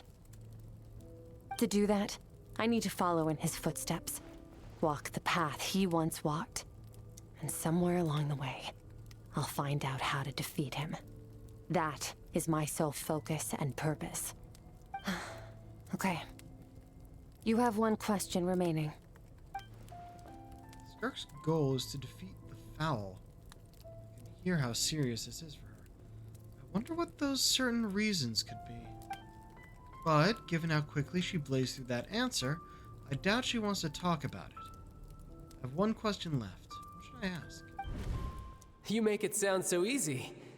Ever since the incident I experienced there, I've never stopped searching for Master Skirk and that unknown abyss. But it's been years now, and I've still found nothing. And we found it before you! Ah. Maybe I should take this opportunity to get Child some answers. Well, your last question? You know Child is looking for you, right? Are you going to let him see you? Ajax. His situation is different than yours. Before you ever crossed paths with me, you'd already encountered many formidable people, studied their techniques, and developed your own skill set.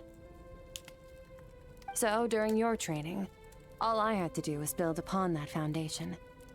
But Ajax was so young when he came to me. A complete blank canvas. Children can't help but imitate their role models. In the long run, that would only hinder his growth. Once Ajax has enough strength in his own right, I will allow us to meet again. Until then, let that motivate him to reach his full potential. That was a calm and calculated answer. It's like she was talking about something entirely mundane. I don't know why, but I'm not buying it. She makes it sound like the decision has everything to do with Child and nothing to do with her. But what does she actually feel about it? The Abyss is completely silent. This domain must get lonely after a while. Not to mention, she said it's been hundreds of years since she arrived in Teyvat. And even longer than that if you account for how slowly time passes in here. Unlike you, I have no desire to establish a connection with the world. The weak and the lowly have no right to remember me. They're lucky they only have a few missing memories to show for it. In all that time, she never established a connection with this world. Was it really just because she looks down on the weak? I doubt she'd give me a straight answer if I asked. Besides, I already used up my 3 questions. She was happy to give me cold, hard facts, but I still feel like I haven't heard her true voice. Wake up your companion. It's time to go. Oh, and everything I just told you. Best keep it a secret from her as well. I waited until she was asleep. Time to go. Oh, finally. Where are we headed? Question. Back to Wheelie Plains. Just follow me. I'll open an abyssal rift close to the culprit's location. It will take us to where he's hiding.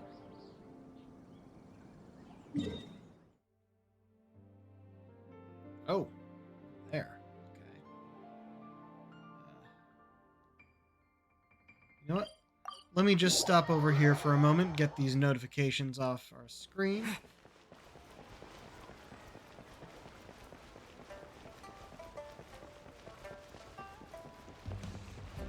Ad Astra. Thank you for complete.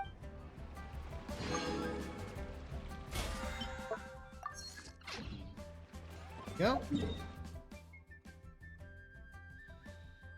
Okay, easiest way to get there? I guess it would be here, but I think it's... No, it's actually on this level. Okay. I thought it would be a lot higher up.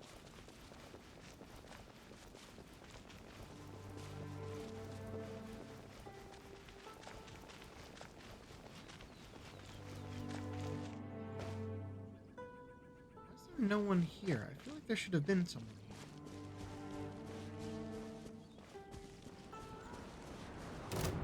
Oh. Hi?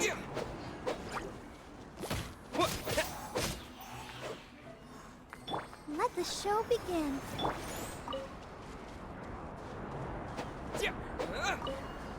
I don't remember how to use these. Oh! It's just a jump. That's quite useful, actually.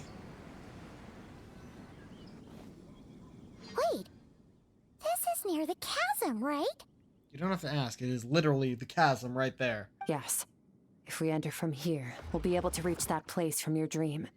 You have some experience with abyssal domains by now, but still, this is someone else's territory. Best to proceed with caution. Don't worry. Paimon's an expert at hiding behind other people for safety. Wow, you just said that with your whole chest, huh? Oh, but, that means you need to stay safe, traveler. I will. Let's teach this thief a lesson. All right. Remember your training. Time to put it to use. I hope you don't switch me back to Hydro.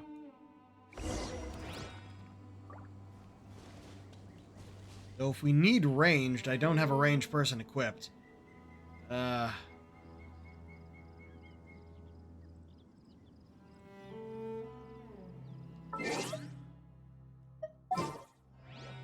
Much as I love Moika, we need someone ranged, so... Let's go out and play.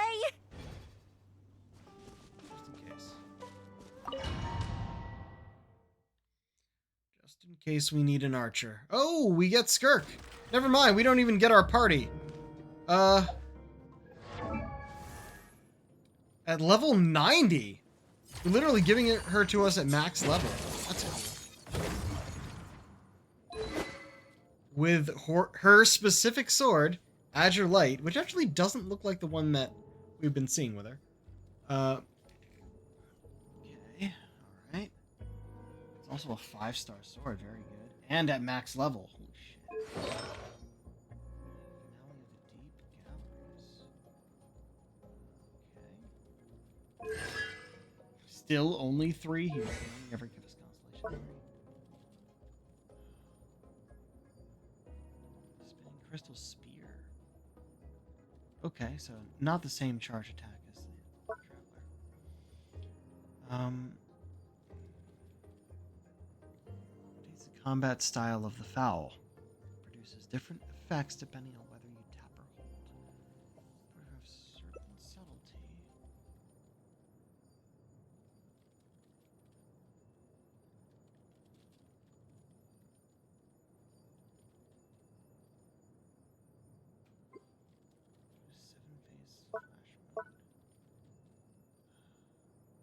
Move at high speed.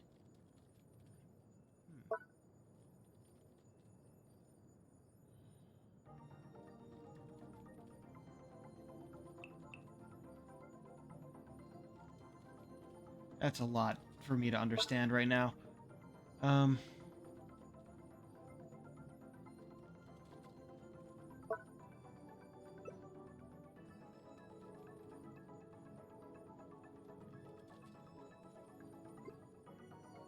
Nearby Hydro party members, Hydro attacks hit opponents, or when nearby Cryo party members, apart from Skirk, hit opponents with Cryo attacks.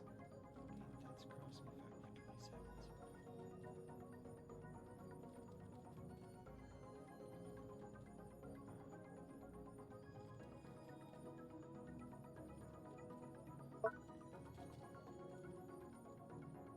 All party members are either Hydro or Cryo. There are at least one Hydro and one Cryo character. Your own party members' elemental skills level is increased by 1. Oh! Literally levels this up. And this is... Yep, they made him Hydro. So that's why Aqua Crest Saber's at 12. Holy shit. Is it still... Yep, still my Traveler, though. Though they gave me Prototype Rancor. At level 90. Alright. We're level 90. Where do we come from? And where are we going?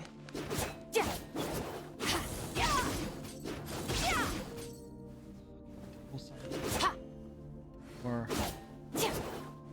Yeah.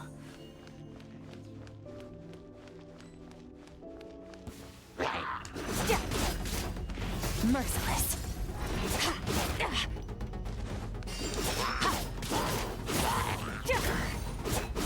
All the enemies are level 92. Why did they put us all at max? Into the void. Extinguish.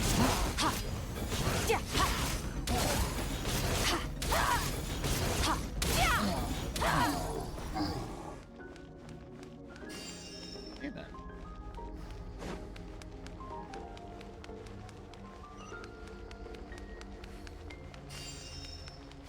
Good switch to the Traveler. Look at all these spikes. Careful, don't get hit. Or get hit by all of them. Paimon's just gonna float behind you. Come on, you got this. Just dodge.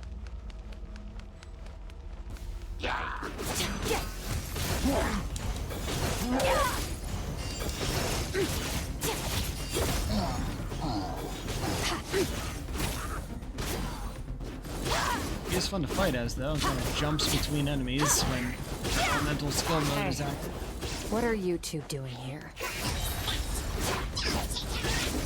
Don't interrupt our research. Oh, that's actually in English. Like an abandoned house. Let's press on.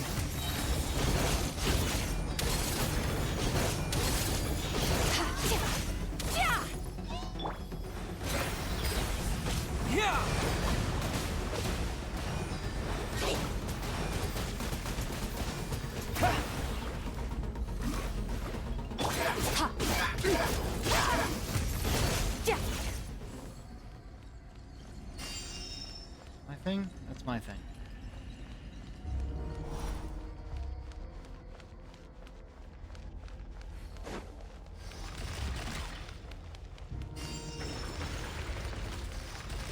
I just keep running. We're fine.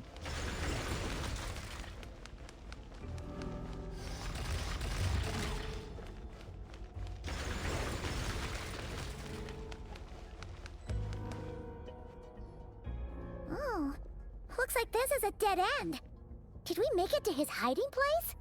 Ugh, this fog is making it impossible to see anything! This is definitely where This should be the there place was. where you were attacked, Traveler. The missing part of your soul should be nearby. Can you sense where it is? If I close my eyes and focus on the light that came from my wound back then. Yes, I can sense something, and it's nearby, but I can't tell the exact location. Nothing exact, but I know it's nearby.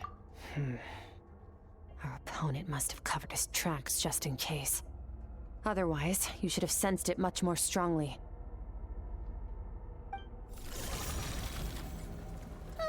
Hold on! Look! The spikes are back! Stay calm. Let's hold back a little. Give our enemy some wiggle room so we can see what we're dealing with. If you're too reckless, we might be playing right into his hands. Our enemy took part of your soul for a reason. It's likely he integrated it into his attack somehow. If we're smart about this, we can track it down.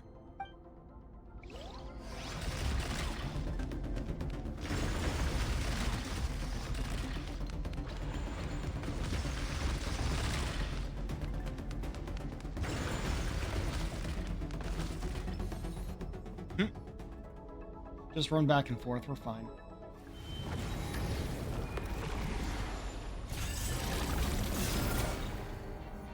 Yeah.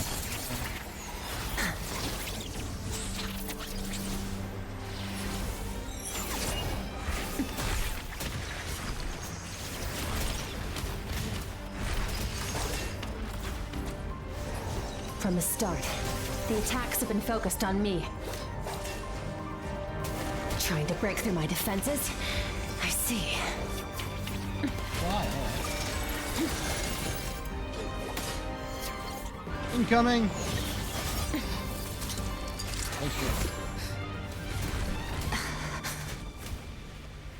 Oh shit!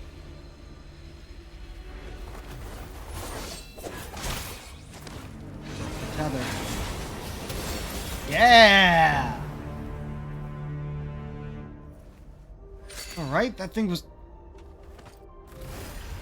Gotta look out for his lines since he's not voiced. This is yours. Ooh, okay, that feels better. Much better. There. I got it back. Traveler! Skirk! What happened? It looked like Skirk just got... In the Gwali Plains, you asked me why this enemy chose you as his target. Now, the answer is clear. It's not just the fact that your strength is impressive. It's also because of your ability to, as you put it, purify abyssal power. Whatever that actually means. The fact is, that ability allowed him to do something that should have been completely impossible. Namely, break through my defenses and steal my power. So you were his real target? He was after you from the very beginning. No. He couldn't have known I'd come to his domain. He only stole your soul fragment because he knew the value of its power. I doubt he expected it to come in handy so soon. Call it fate, if you want. I believe that's the term they use in this world for arbitrary coincidences like this. In any case, it works to our advantage. Once I realized what he was using that power for, it gave me the chance to get back what you lost. But you... I'll cope. Well, done gorging? Good. time to answer some questions. How did you get the power of the all-devouring narwhal? The all-devouring narwhal? Oh, of course! Paimon knew that spike thing looked familiar. It looks just like that narwhal's horn! I highly doubt you acquired that power through your own strength. Tell me I'm wrong. You're desperate enough to scour the land for god remains and whatever vestiges of power you can find. That alone proves you wouldn't be able to defeat a creature like that. Which leaves one possibility. You know my master, the Foul, Sertologi. The Foul? Who dares call him Foul?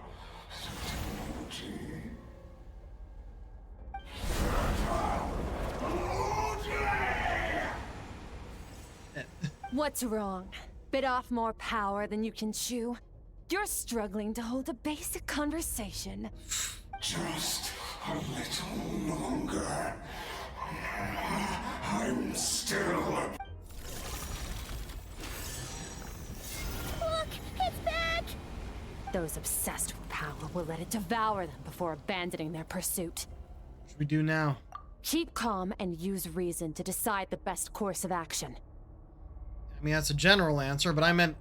actually. Skirk was stabbed by one of the spikes while retrieving the fragment of my soul. In the process, some of her power was stolen. The culprit is hiding somewhere beyond the fog. I have a good understanding of his attack pattern from the fight just now. If we pursue him, our chances of winning are high. Skirk's breathing is weaker than usual. If we attack now, I can't guarantee her or Paimon's safety. It's a hard decision to make, but I think we should get out of here. Wise decision. Final victory doesn't always come after a single battle. You've got your soul fragment back, so we both got what we came for. Let the enemy draw breath while he can. It won't be for long. Get us out of here, Traveler. You'll need to lead the way this time.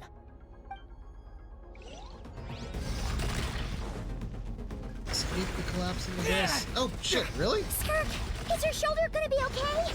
Serpentine! Serpentine! It'll heal in no time. You should focus on getting out of here alive instead. Uh-oh! Falling spikes!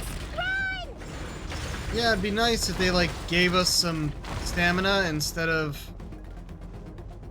letting it run out so quickly.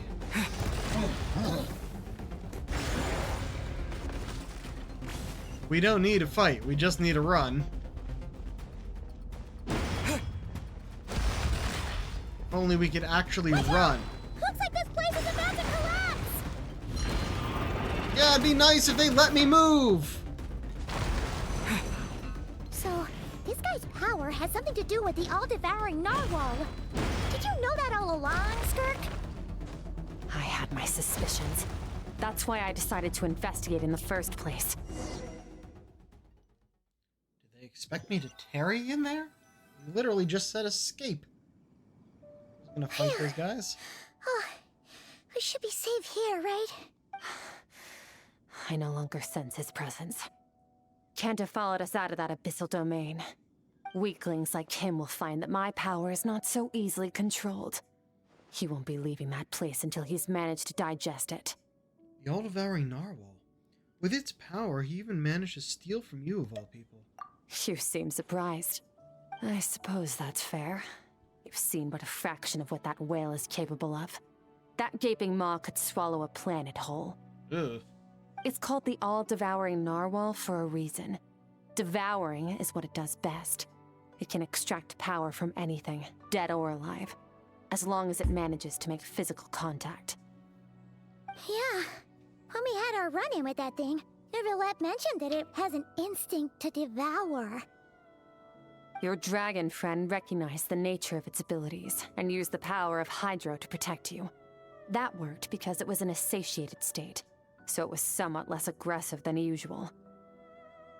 It's a different story when it has no more power to feed off of.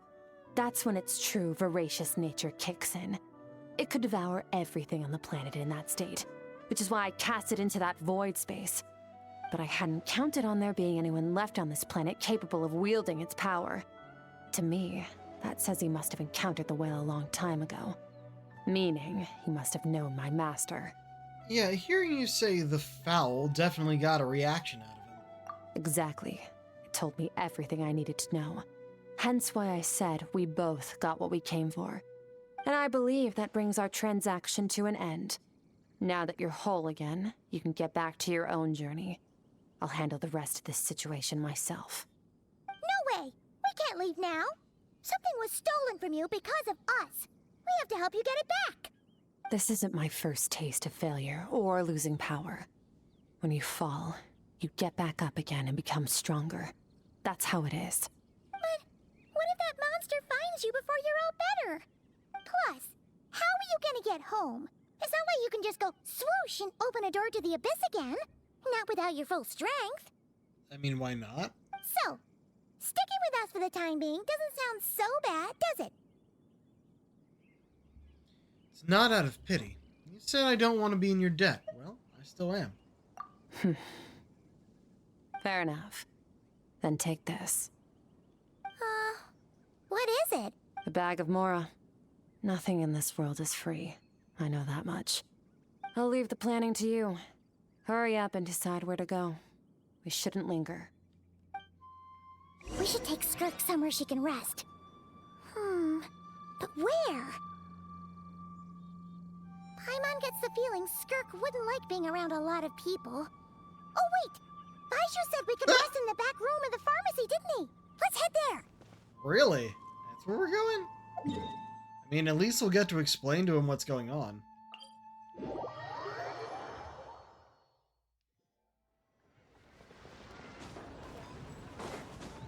Probably means I'm gonna have to voice Changsheng again.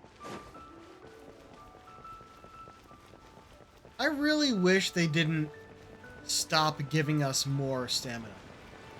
It used to be that every statue of the 7 we activated gave us more stamina. Or was it? No, not everyone we activated. It was every time we leveled up a statue, it would give us more stamina. But now, it says it'll only do that if you haven't already reached max. They should not have maxed it out. That's what I say.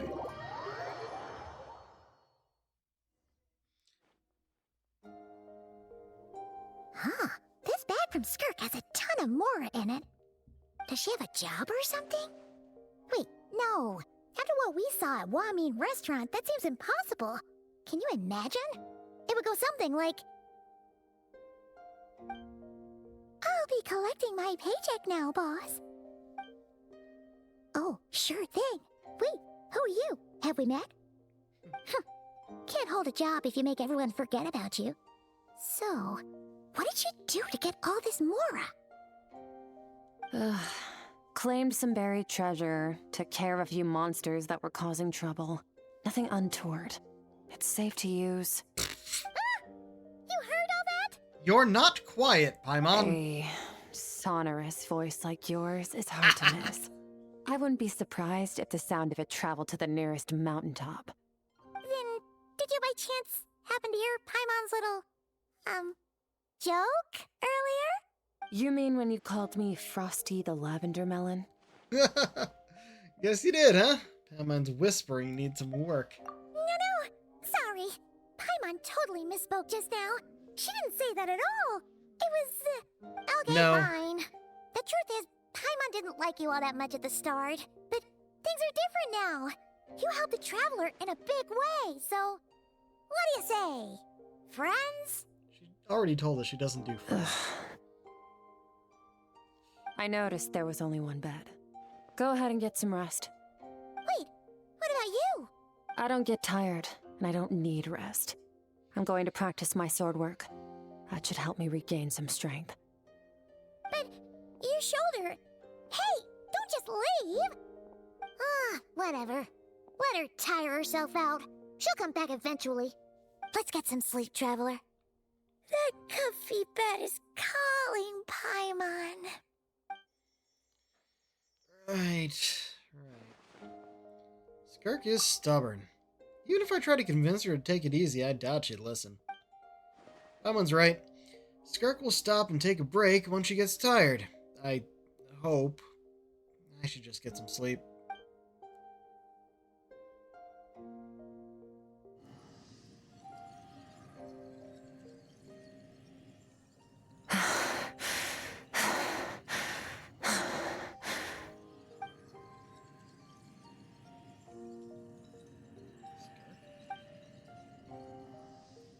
course she's acting like she didn't just get stabbed in the shoulder. Huh. Seems off with her. Quiet. Who's she talking to? No one around unless... Do you even remember how many of us perished in that fire? How many bodies were left to rot on the scorched earth? Yet you alone live on. Keep your gaze fixed on your blade. You don't deserve to rest. Run, Skirk. Run! Only death awaits us here. Keep running, and don't ever look back. Right, in that dream I witnessed, Skirk was training alone, but there were disembodied voices talking to him. Nothing mentioned a fire. I wonder what happened exactly. She could just talk to us.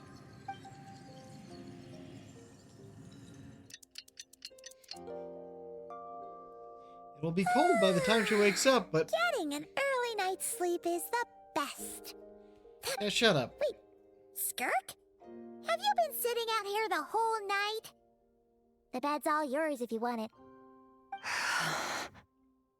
Recovered your strength yet? About 60%. Maybe 70. Whew! Paimon thought it would take at least a couple of days. That was fast. No, not fast enough. That's 20% less than last time. Same training regimen, same intensity. Nothing felt different, but somehow the outcome fell short. Maybe because of the spike that stabbed you? No, I think the problem's with me. Oh dear. I need to meditate for the next 2 days. Deep introspection should help me find the issue. Ooh, sounds intense. We'll watch over you in the meantime, then. Thanks. See you in 2 days.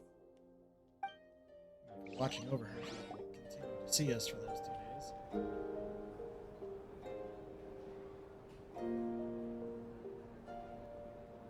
Meditation while floating.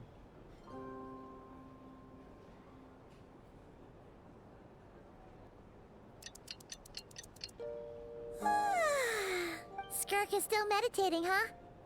It's been 2 days already. Shouldn't she be awake by now? No idea. Maybe it's not going too well. Paimon can't think of anything we can do to help. Oh, wait! Breakfast! That's it! Paimon will go get breakfast! Skirk is gonna be starving when she wakes up. Be right back.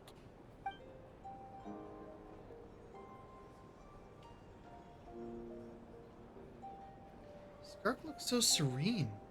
Almost like she really is asleep.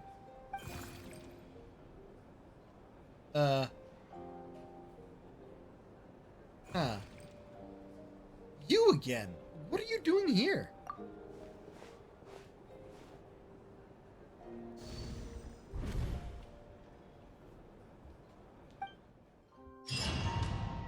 Well, looks like we're going into her head.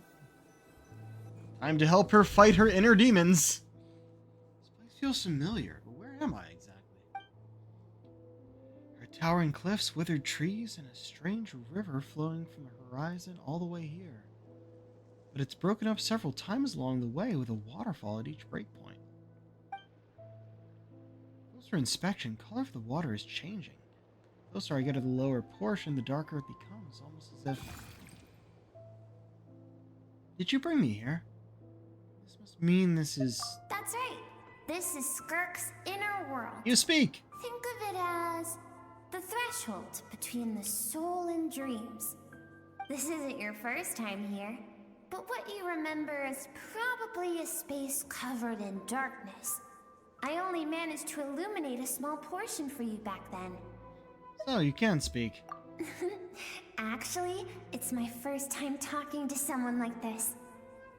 I only managed to break free and bring you here because the injury weakened her power. I guess that's why I can speak again, too. Remember when Alice mentioned if you continue to suppress her voice, you won't be able to hear her again? Call This it might be her. fate, if you want. I think that's the word they use in. Now, before I take you to her, I gotta ask. You're the first outside visitor to ever come here. So, what's your impression of this place? What is that river? Why are there so many cliffs and waterfalls? Oh, you noticed. This river represents Skirk's strength. Strength accumulates over time. It is the summation of a person's lived experience. So this river is where all the fragments of Skirk's life should converge into a single stream of memories and emotions, flowing forward as one. But as you can see, this river has been severed numerous times. It's because Skirk doesn't like who she was in the past. When all she sees reflected in the river is a disgraceful shadow of who she was, she cuts through water and rock with the sword of reason, severs her connection with the past, and begins anew. Wait, that reminds me of something. You must learn to shut out all the pointless emotion. Crush the self that makes you weak, and become master over your physical form. It's called the foul for a reason. This isn't my first taste of failure or losing power. When you fall, you get back up again and become stronger. That's how it is. I see. So Sertologi, who taught Skirk to replace all emotion with reason. And since then, it's been a constant process of abandoning, refuting, and erasing her past self. I suppose that's the secret to her strength. But it's such a sad thing to think about. What has she been through? Why does it have to be this way? The answer to one mystery invites another question, I see. Let's follow the river upstream. There among the cliffs, among the memories etched into her heart, lies the truth of it all. Soon, you'll understand everything. I'm assuming you were created here, which is why it's okay for me to be here? Because that's some form of consent, I guess? Otherwise, we're kind of invading her mind. Hey, one of these. We're still Pyro.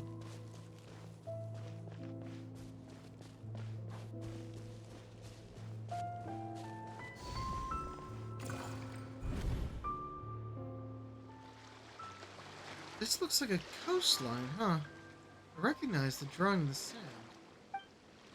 Wait, isn't that the picture I drew for Paimon? Why is it showing up in Skirk's movies? I guess that... Wait, is this... Picture he drew for Paimon? That must have been at, like, the very beginning of the game. I've always thought that. Even when falling leaves don't come from the same tree, they can still form bonds of kinship when they meet. Like meteors, you both made a journey through the stars. Both travelers who have landed on a planet that is not your home. Yet, when she first noticed your presence, although she hesitated for a moment, she still chose to walk away, indifferent as ever. Why? If I think about it, it's not surprising at all. After what happened at Wanmin Restaurant, it's obvious she prefers to disappear from other people's lives. She hasn't seen Child in years, either. I doubt she's ever made a connection with this world of her own volition. What I'm seeing now is a microcosm of her entire life. Seems like you've answered your own question. Skirk sees herself as a trespasser in this world. She's made a conscious choice to avoid altering its path. But the reason for that decision stems from events much earlier on in her life. Let's keep going. It's still a long way to the source of the river. Oh,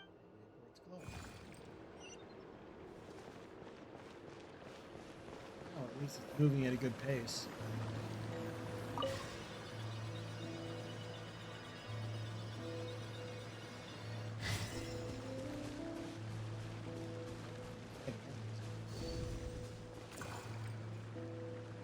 You now have what it takes to wield immense power. From this day forth, I shall teach you no more. No one can become a worthy warrior through imitation alone. I have given you fangs and claws. Now, you must learn to hunt. You wish me to travel the world beyond on my own, Master? Indeed. Make new friends. Oh? Embark on your own journey. And piece together a new future from the shattered remnants of your past. He actually told you to make friends? Are you gonna follow that advice? We will still have contact through the abyss. But know this. One day, there he is. I will take the life you worked so hard to rebuild and reduce it to ashes. Just like the fire that haunts your mind. Train yourself to become stronger, because one day I'm gonna come and destroy you. And you need to be able to fight back.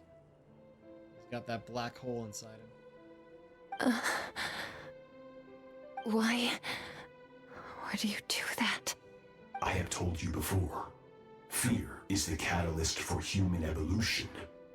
You have tasted loss. You have known fear, so deep it can be felt in the bones. But as living beings, we all have an instinct to detach from that which harms us. And thus pain dampens over time. And the acrid taste of fear becomes but a distant memory. Yet now, I have bestowed upon you the gift of fear eternal. It will drown you in the nightmare of your childhood. Or it shall drive you to defeat me, whatever the cost. That figure next to Skirk looks familiar. Right, I saw the same figure during the battle with the all-devouring narwhal. That is what Skirk's master, the foul, Otherworldly, looked like at one point in time. At one point in time? So he can change form. Of course. As a higher being, physical form is a triviality to him. He could appear as a beast, a human, or even a monster that defies description. The form you see him in here, clad in abyssal armor, is the one he usually wears when traveling through the stars. I used to think Otherworldly and Skirk were just master and disciple, like Skirk and Child. Now I see why Skirk chose to distance herself from humanity. Otherworldly told her to put down roots here, while at the same time threatening to destroy whatever life she managed to create. For certain reasons, I need to bridge the power gap between me and my master as quickly as possible. But first, I need to understand the source of his strength. To do that, I need to follow in his footsteps, walk the path he once walked, and somewhere along the way, I'll find out how to defeat him. That is my sole focus and purpose. So that's what she meant. But I still don't understand why Otherworldly would do that. From what he said, I didn't pick up on a conflict between them. I'll let you in on a little secret. The real Otherworldly is terrifying. The scope of his power is impossible to understand until you experience it firsthand. It is absolute. The power to crush all things. Shall we keep going? Let's see. We're about halfway there. Yeah, at what point is she going to notice that we're in her head?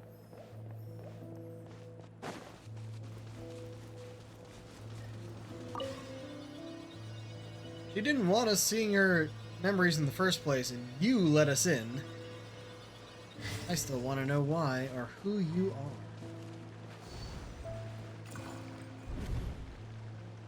No, why. This must be it must be Skirk when she was a kid. We've made it quite a ways already. This is Skirk, when she first began training under Otherworldly. I have set your broken wrist. Tomorrow, you're to train twice as hard. Shouldn't I let it heal first? No tears this time. Good. Attempting to garner sympathy through tears is a habit of the weak. pitiful, useless ploy. It's not a fucking ploy in this case, dude. They're tears of pain. They just happen. Can I ask a question, Master? Why did you save me? I keep thinking, maybe it would be better if I had died. I wouldn't be haunted by that fire all the time. I wouldn't have to go on like this.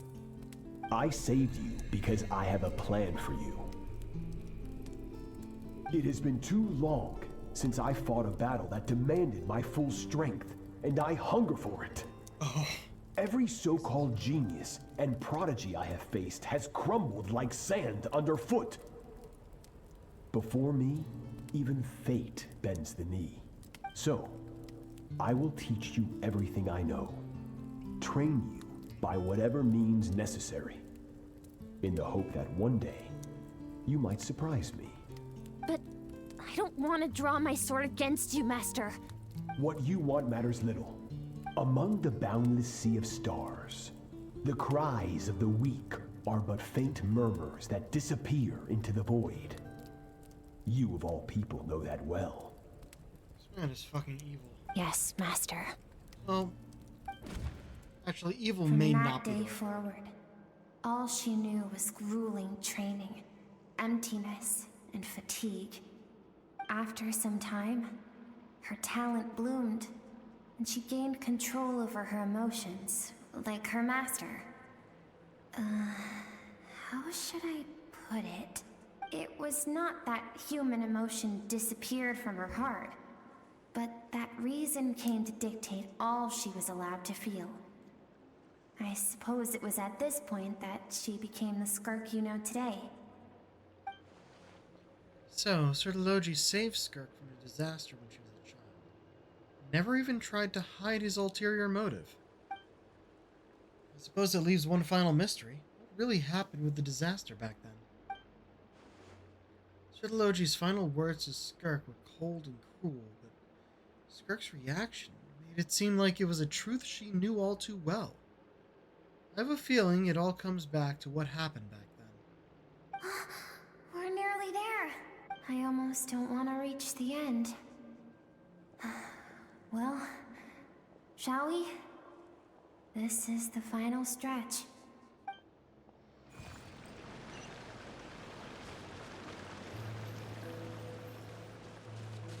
They built this whole little mini world just for this extended cutscene that we get to wander through and never come back again. Wouldn't be the first time they've done something similar, but also, geez, it seems like a lot of work for a one-time use. A These game are that's Skirk's happiest memories. meant to be continuously played. What a simple and carefree time it was. Wisps of clouds dotted the sky. The sun bathed everything in golden light. And when song filled the air, not even the shyest of flowers could resist swaying along. This is Skirk's homeland. She was so curious about everything as a child, always skipping school to go exploring instead. There was so much to discover. The treasures at the bottom of the sea, the secrets beyond the stars, and that merchant ship packed with adults wearing those strange clothes. Yes, the ship. That was the beginning of the end. It was a spaceship. Oh. When it arrived, the people that disembarked wore smiles on their faces and spoke of friendship. They claimed to be merchants from a neighboring planet, looking to establish trade. Skirk's parents, her relatives, her neighbors, everyone welcomed the newcomers with open arms and allowed them to explore the planet. To them, the visitors were guests and should be treated with hospitality. No one had any idea of what was to come. Several months later, an army of unknown origin arrived without warning. and carried out a ruthless campaign to destroy everything and everyone on the planet. Skirk had skipped school that day, like so many times before, so she was not caught in the immediate wave of destruction. But when she came home that day, only fire and ruin awaited her. Countless people cried out to her for help. People she knew and loved. Friends and relatives. The little girl who lived next door. Their lives were discarded like worthless trash as the fire consumed one life after another. Skirk was helpless. All she could do was run. And so she did. She kept running until an unexpected figure crossed her path. If Sertology hadn't been there in that moment, the fire would have claimed her life too.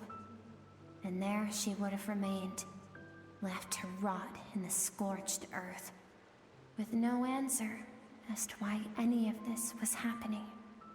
So, why did those people destroy her homeland? Because she and her people were seen as a threat. Did they do something bad? As the initial merchant ship explored the planet, they discovered that it hadn't always had the condition to support life. Yet there was evidence of human activity, even during the periods of extreme heat or cold in the past. Further research revealed that, over time, the people of this planet had evolved the ability to adapt to any type of environment or energy source. For that reason, the outsiders viewed them as a potential threat, and decided to eliminate them before the threat could rear its head. And so, the army was called, and the so-called danger was wiped from the face of the planet. Just because of speculation. All those innocent people. Senseless, isn't it? Deemed a threat because of a gift they didn't even know they had. Perhaps it was their own innocence and kindness that doomed them.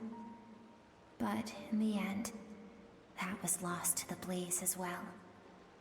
If those with power get to decide good and evil, then all you can trust in is the sword in your hand. And so, before death could claim her, she ran. She ran and never stopped. Now I see why Sertology's threat is such a terrifying prospect for her. I see why she distances herself from the world. No one wants to relive their most painful moments. Well, that brings us to the end of the story. This is as far as we can go. Skirk is waiting over there. For both of us. Let's go to her.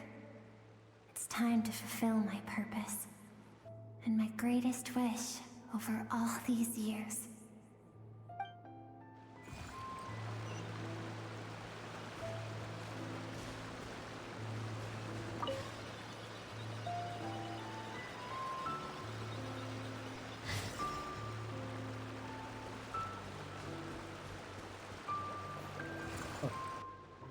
Not actually water. We can walk on top.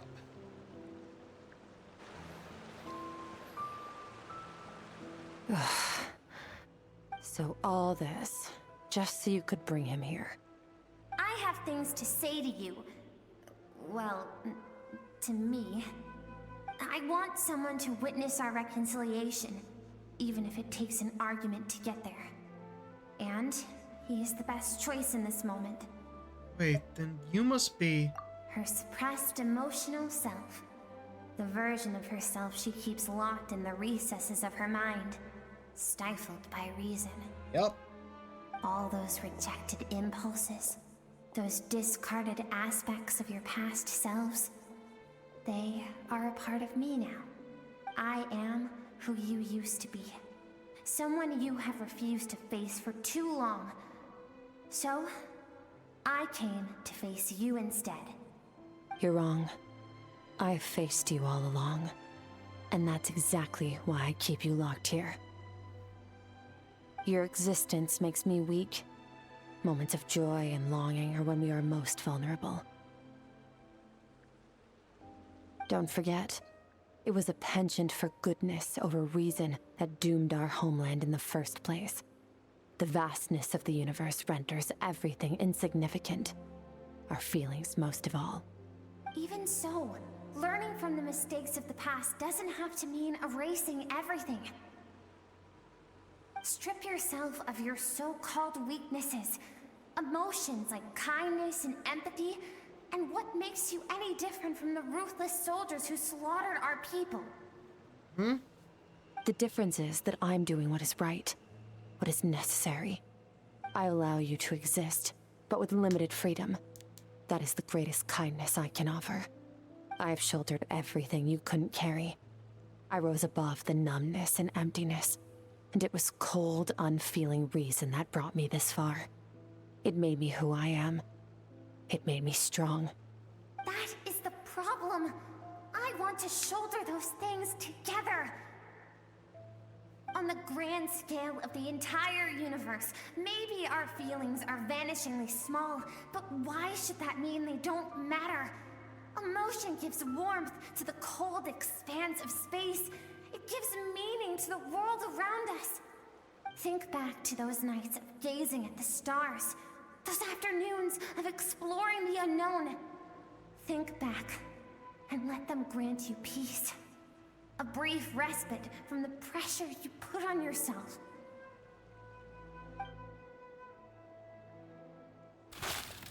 That isn't what we need.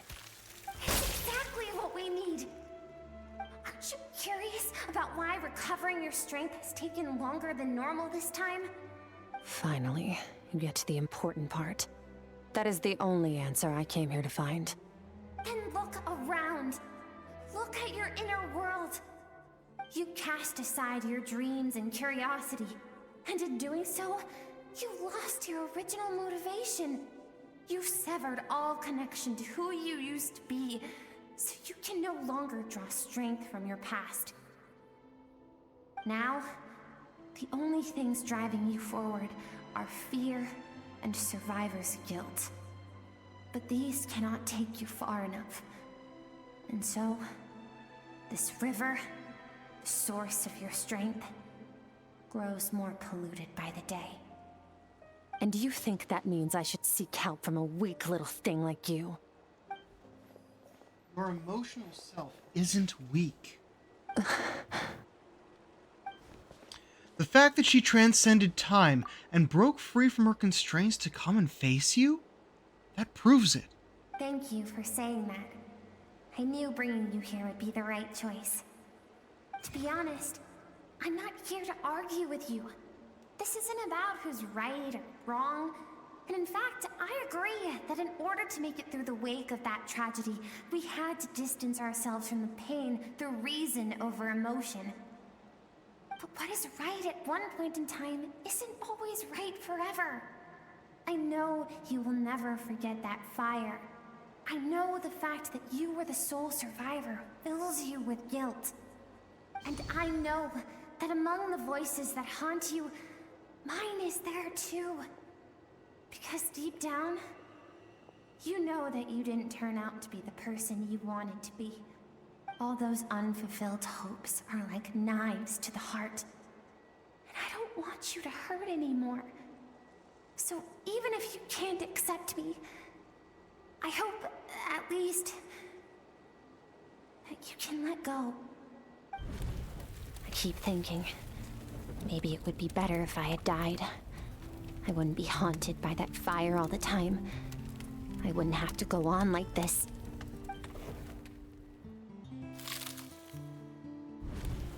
Your dad and I, we're not afraid to stare death in the face, but we need you to survive. That is very important.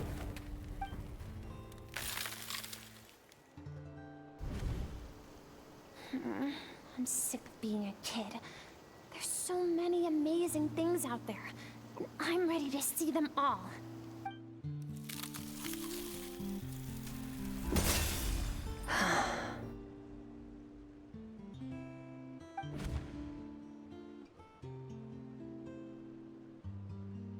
I remember. There was a song Mom and Dad always sang when we went out to fetch water. Dancing water. The sand along your path is begging for your song and movement. Will you carry this burden with you on your journey? I am not the dancing water, and you are not the burdensome sand. But if this is your wish, then I will carry you with me until the end. Thank you. I should be thanking you.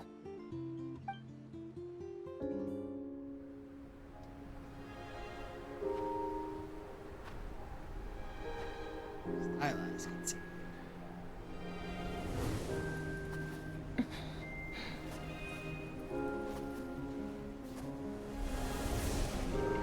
Run, Skirk, run!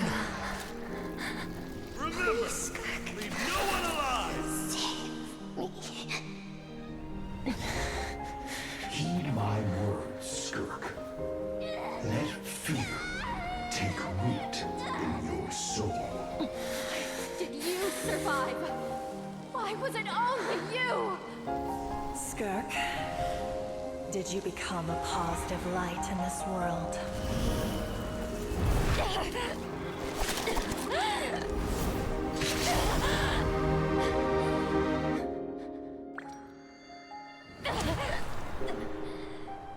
Hey, this doesn't have to be the end.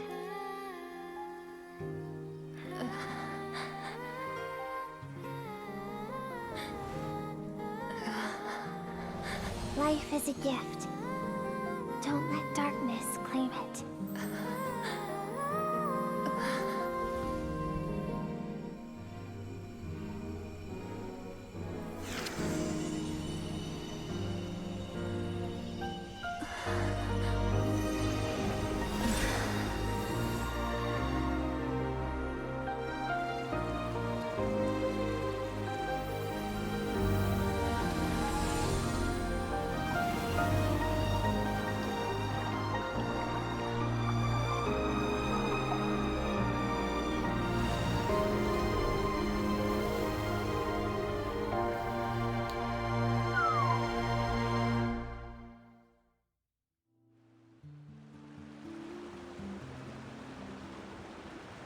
Hell yeah. So, you saw my memories then. I once asked my master if survival of the strongest was the law of the universe. He said no. But in a world without order, those with no moral boundaries tend to be the ones who survive. That isn't true strength. Power is not a substitute for doing what is right. That's why, after hearing his answer, an idea came to mind. An idea that, one day, I would create a new world order. One in which there would never be another tragedy like that fire. One in which power was not the law of the land. But that means I must defeat him. Because my master, Sertologi, is, at the core, a defier of all rules and order. Sounds like you have your work cut out for you. Yes, and not just because of the gap in our abilities, but also because I have no reason to see him as an enemy. Although his decision to train me was not made out of kindness, he did everything a master should. He saved my life, taught me the sword and the principles of strength. And for that, I respect him. But he intends to face you in battle one day. I know. And it's not something I want. But Master never goes back on his word. I have to treat everything he says as a promise. He's no longer into that, but he sends me messages through the abyss every now and then. Most of them are simple greetings, or an answer to one of my questions. Every time I hear from him, my heart skips a beat. And I wonder if this is the moment where he'll finally appear before me and tear down everything I've built to pieces. Maybe that means I do live in eternal fear, just like he said. Yes, I respect him, but I'm also afraid of him. And for that reason, the pursuit of strength consumes every moment of my life. I don't know what Master has planned, but I have to be ready. If he does attack you one day, I'll help. Help me? Why? This isn't your fight. Because if we want to build the world we both want to see, everyone has to be willing to fight for it. If we all do our part, we can make the entire universe a kinder place.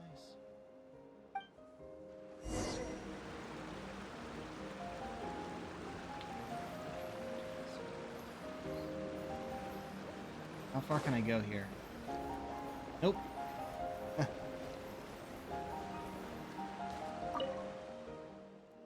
Skirk gazes into the distant sky. There's nothing else to do here.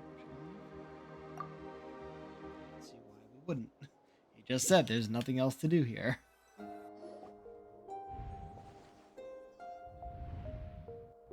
Oh, you're finally awake! Honestly, Paimon was gone for like 2 seconds and then she comes back and finds you both unconscious? Oh, you scared Paimon half to death! You're both okay, right?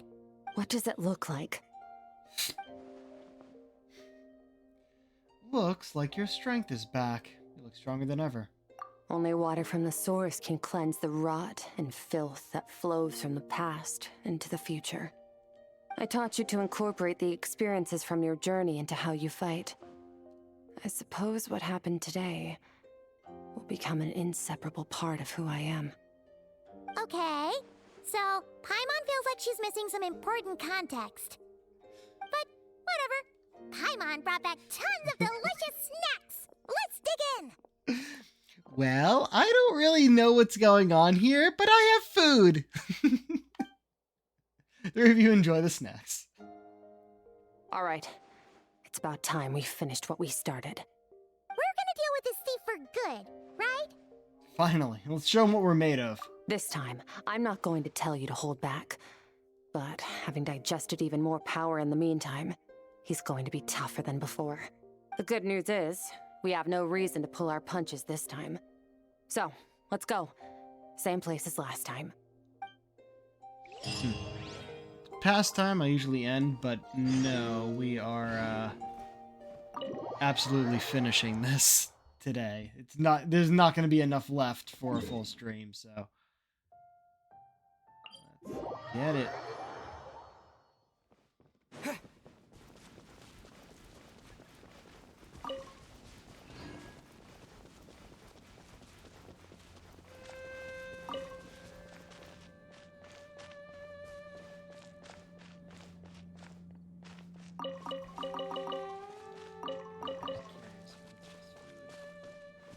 What?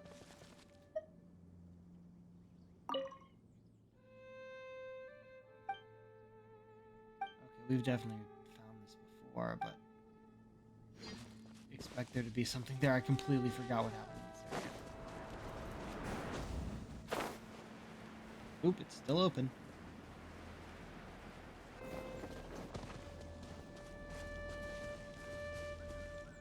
I'll fix my party after, since obviously we're not going to have it. We don't have to run through the whole place again, do we? Nope. The fog is gone! Oh, shit. Wait, isn't that the form the all-devouring narwhal changed into? How come he knows that, too? That's Skirk's master. That's what the fowl used to look like. Really? So, you're telling Paimon that giant whale and this guy can both turn into the fowl? How does that work? It's a subconscious instinct. Any intelligent being who longs for his level of strength is bound to mimic his appearance. It's a natural response after encountering someone as powerful as Master. To them, he represents ultimate power. We know the person before us has encountered Master, and we know he stole a portion of my power. So it's not surprising that he would assume this form. Okay. Oh, the closer Paimon looks, the more intimidating it gets. Nervalette isn't here this time, so it's up to us. He won't have the nerve to steal again after we're done with him. Let's teach this guy a lesson.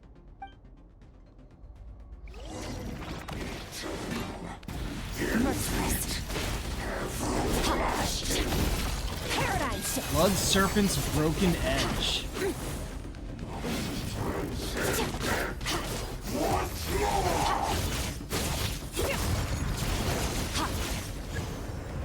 Haven't forgotten your training, I hope.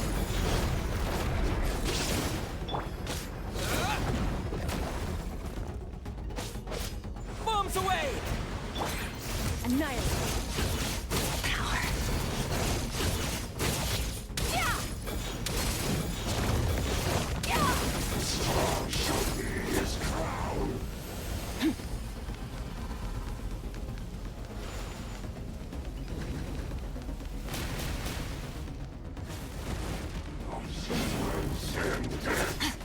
Once more!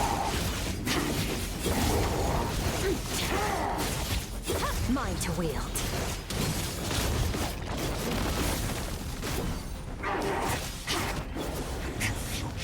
Beyond this world.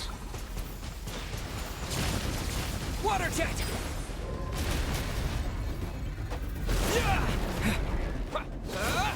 Shit. Oh, come on. Hit them both. Go!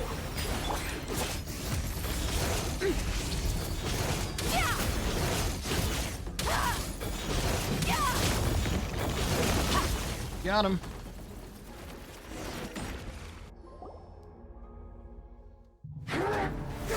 Now we got a fun one. Oh.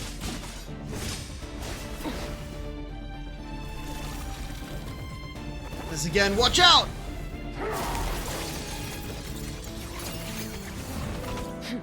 Nope. Haven't had enough of my power.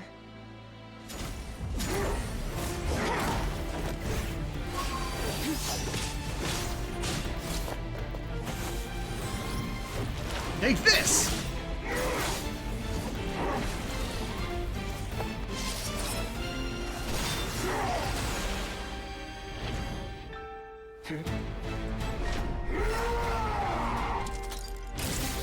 Nope. Well then, let's see how much more of this power you can handle.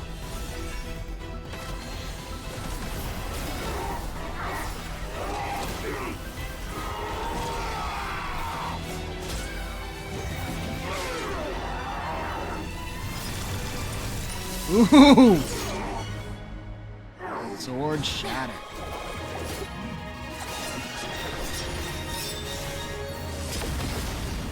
Ooh.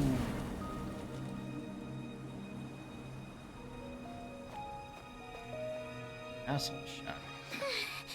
Never really got a real name for that guy, did we? It's kind of a title. Oh! Looks like we're about to. Fuck are you? Well, have you come to your senses? Based on your garb, I think you're Conrian. You saw that my body was at its limit. So, you deliberately channeled your power into me, knowing that it would destroy my shell from within. Such power. Such keen battle instincts. So, you must be... Skirk, Sertologi's disciple. How long has it been? How long has he been away from Tevat? Hundreds of years. Hundreds? Sorry. It's a lot to take in. I should introduce myself. I am Skofnungar, a friend of your master and one of his followers. This is the first time I've heard your name, Skirk. But hundreds of years ago, I knew you existed. And I knew you would come here. Hundreds of years ago? Sounds like you and Master have quite the history. Care to tell us about it? Of course. Might as well take advantage of a clear head while I can. The story starts a long, long time ago. I was born into a noble family in Conria. As the eldest son, I was set to inherit our title, But I contracted an incurable illness as a child, and everyone gave up on me. I trained the sword harder than anyone else, defeated all of my peers. But it was all in vain. When other people looked at me, all I saw in their eyes was pity or a strange glee in my misfortune. Even my parents were just waiting for me to die. Over time, my heart hardened, and I became aimless. That was the point where I met your master, Sertologi. We were similar in age, but different in background. He was born in prison, the son of criminals who had been sentenced to death. He spent his childhood wandering the streets, facing more criticism than the literary works in the Universitas Magistrorum. Yet, That's a mouthful. he always wore a smile on his face, as if kindness and malice were one and the same, and he could not see the difference. I still remember what he said to me when we first met. You need to fight to survive. Even if it's a losing battle, it should light a fire under you. How can you sit back like this and go down without a fight? That does sound like something he would say. He was the first to acknowledge that I was worth something, and he inspired me to keep going. When we sparred together, it was the first time I'd actually felt the thrill of combat. When I was 10, he stole forbidden research materials and managed to cure my illness. It was like there was nothing in this world he couldn't accomplish. When it came to the human form, he was always intent on pushing the boundaries of possibility. But somewhere along the way, I fell behind. Forbidden My research. talents were nothing compared to his. And at some point, I realized he had pulled so far ahead, I was too embarrassed to even ask him to spar. After his grand endeavor was successful, he sought me out and said to me, "This planet no longer holds anything of interest to me, so I'm leaving. But first, I have an offer. I can use a power I have just refined to break the curse of immortality for you. Your death was once what we worked so hard to prevent. But the immortality you now face is a different kind of pain altogether." I'll pass. Immortality doesn't sound so bad to me. Since I can't die, it means I have an infinite amount of time to get stronger. Maybe I'll finally catch up to you one day, and we can spar like we used to. Are you sure? I cannot say when I will return. Your body, or rather, your soul, might not be able to withstand this curse. All I can do is try. After all, a wise man once told me, people need to fight for their own survival. Wise indeed. Nevertheless, if you grow weary of the pain of immortality, and wish to experience a good sparring match before you wither away, seek out my disciple. Disciple? Never thought I'd hear that word coming from you. Nor I. But Vedifenir said I was destined to find a disciple out there in the universe, and bring her to Tibet. Her? You knew that already? You know as well as I, Vedifenir's prophecies are never wrong. Oh, prophecy. There we go. Well, now I'm curious about who this disciple of yours will be. All Vedifenir said was that one day, the stars shall bow in her honor. Sounds pretty impressive. Of course. Only the most outstanding people would have the right to become my disciple. Still self-assured as ever, I see. But you're not wrong. I'll be leaving then. Oh, and if you are serious about getting stronger, I left you a little gift in the primordial sea.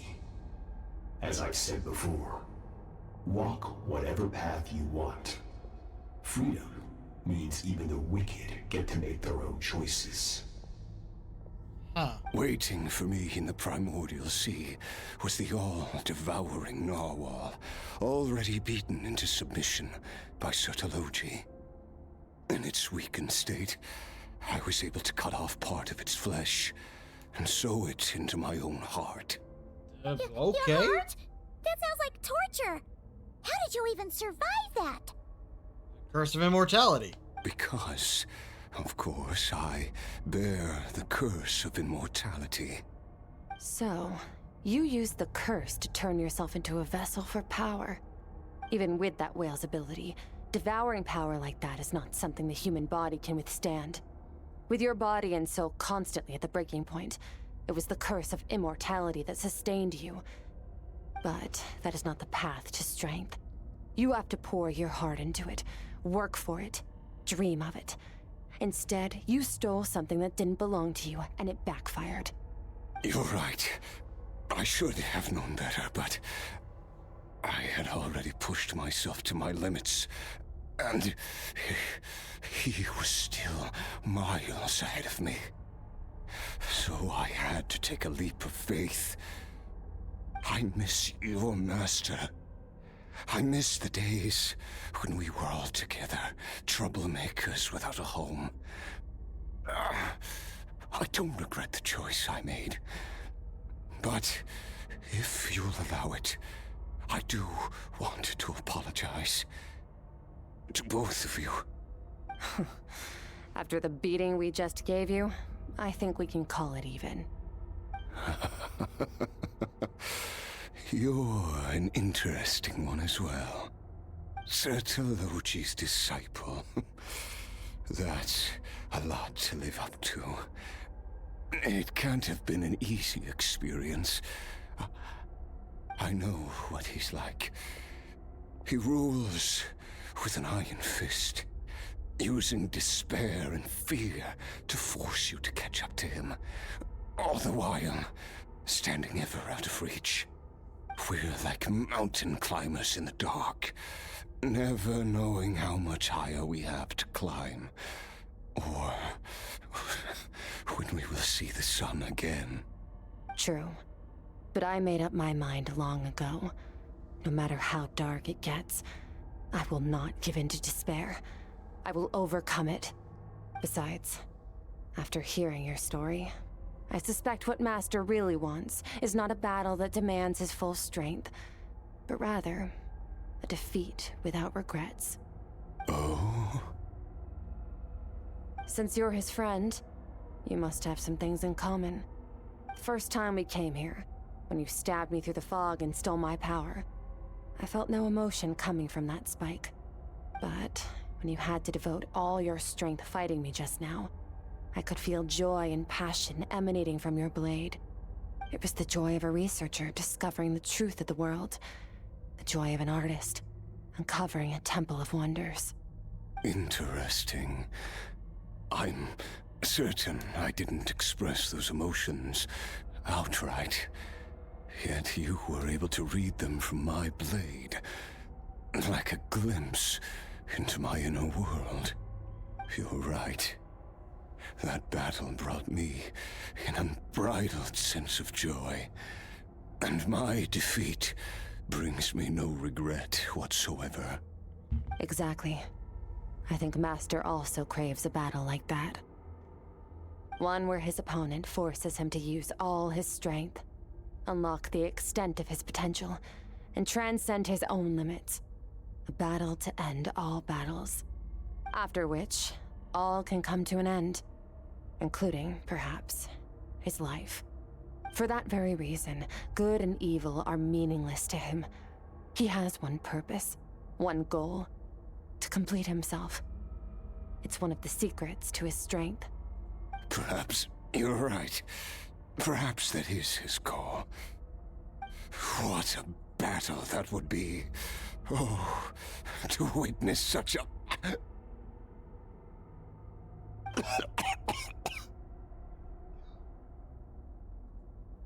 Are you okay? Too many different kinds of power are surging through my body. The curse of immortality allows it all to coexist, but it does not remove the pain. I won't be able to hold on to my sanity for much longer. What a shame. I would have loved to witness that battle. Otherworldly once offered to free me from this curse. Now, I must ask that of you, Skirk. Can you release me from the pain?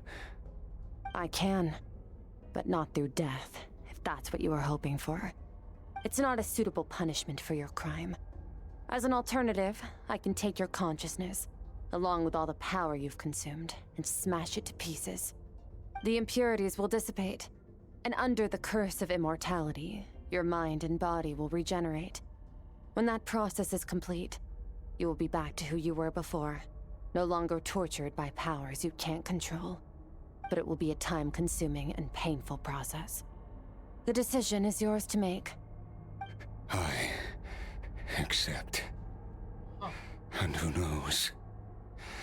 Perhaps I'll wake up in time to witness your great battle with Otherworldly. I have faith that you'll be able to stand against him one day. Though I know it'll be a long and arduous road. If we are climbers in the dark, it appears the dawn has finally broken for me. But your ascent continues. At least, it looks like you are not alone on your journey. I will reach the top of this mountain, no matter what it takes. And you, Skofnungr, will be my witness at the end of all things. That's finally over. Let's get out of here. Wow. Huh. At least we don't have to make a mad dash for the exit like last time. Indeed. That was certainly something. This guy, nothing else to do here. Let's leave. I wasn't expecting it to go for quite this long, but I guess we're still technically under 3 hours.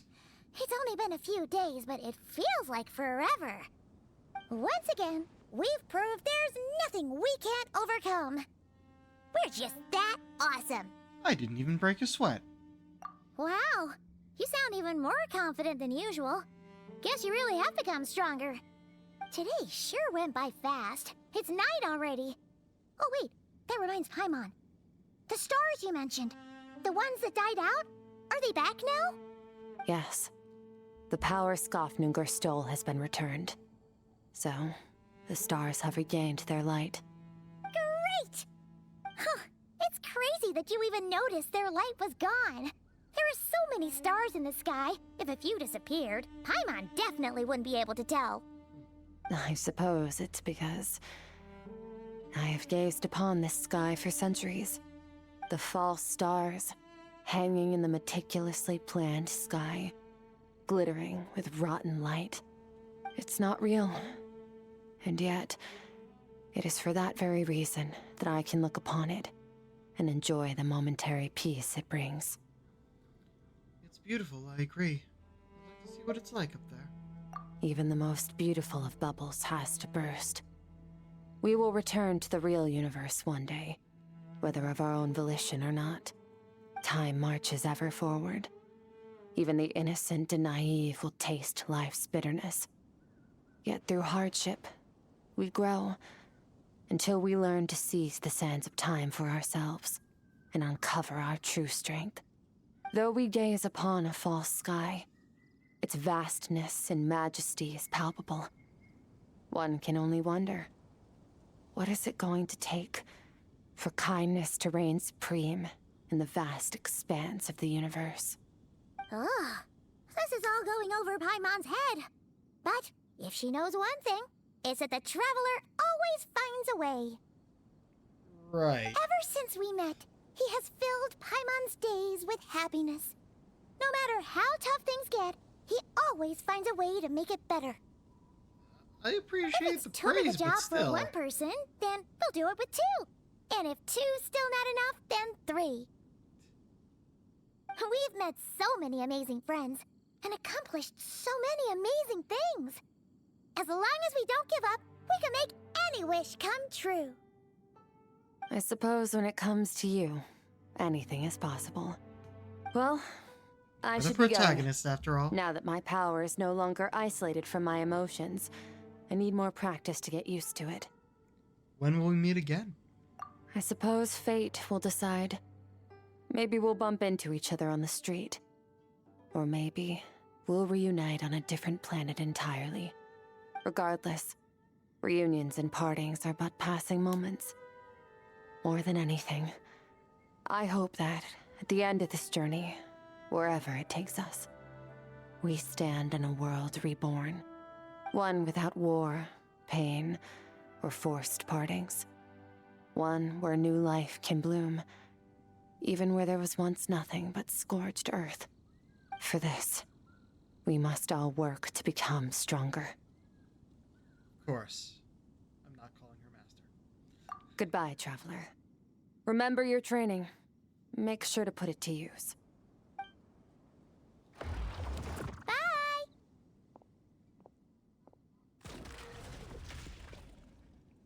Is it just Paimon, or is she being nicer than before? We definitely count as friends after all that, don't you think? Yeah. What do Me you at think least. about camping here tonight? There's nothing quite like sleeping under the stars. Come tomorrow, we can continue our journey. Oh, and since Paimon treated you to that super nice meal at Wanmin Restaurant, it's about time you returned the favor.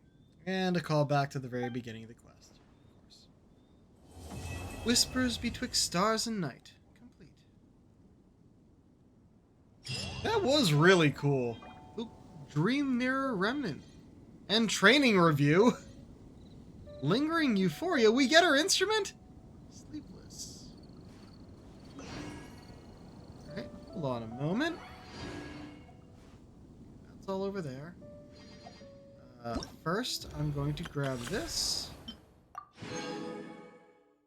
Be good if we could actually get her. Next, we look over here. Yep, look at all these instruments we have here. And now, another guitar. Lingering Euphoria. We're not going to play it right now. Dream Mirror Remnant. Abyss Crystal, gift from Skirk to you, and warn it can be used in your sleep to dream mirror with her. Crystal once more to revisit certain scenes of what happened back then. I guess that's why it says read. I'm not going to do that right now. However,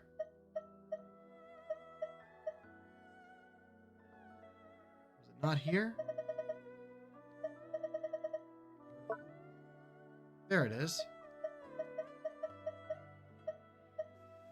Training review.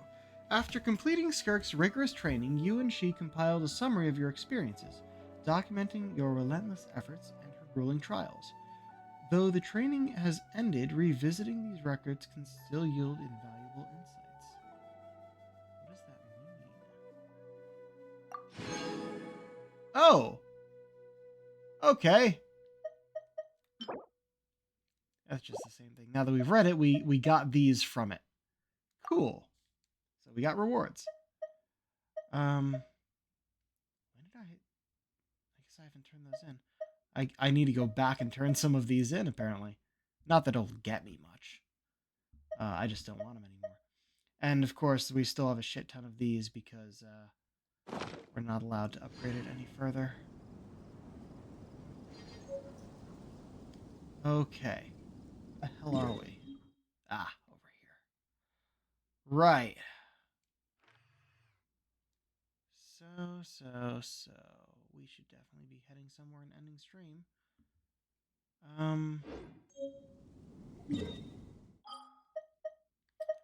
need to stop by the Serena Teapot, but it wouldn't be anything new for you guys. It would just be boring, so I'll do that on my own. We're going to go back. This is where we spend those emblems. Let me just jump over here for a second. I think it's still at...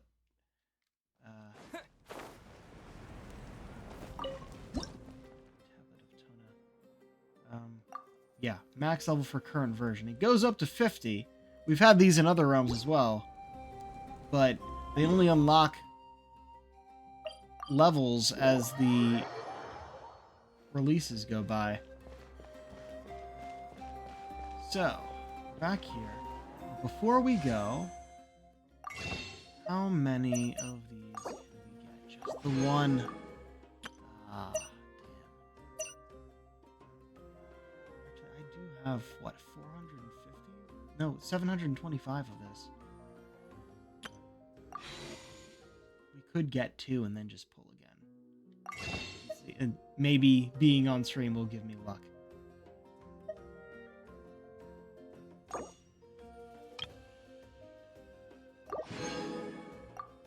Never spend on this screen. Though I've considered getting these. Not that I'd actually use them. They just look cool. Here goes.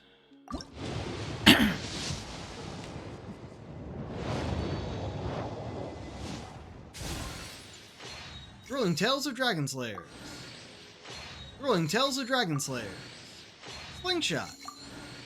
Debate Club. Debate Club. Paris Shadow. Thrilling Tales of Dragon Slayers. Black Tassel. Vonius Codex. Thrilling Tales of Dragon Slayers. Oh, fuck you! A weapon? That's what you... Ah! That's frustrating. Alright. Well, that's where we'll be leaving this. Oh, I'm gonna put up a poll or 2 or 3, depending on the sites that will accept it, to see if I should do that new bit of content for Assassin's Creed Shadows tomorrow, or just jump into a new game. And I only just noticed that my model was off. Yeah, well. Yeah, but yeah, we'll I'll see which one I go for. I don't know if there's enough new content in Shadows to take up a whole stream. That's the only thing I'm worried about.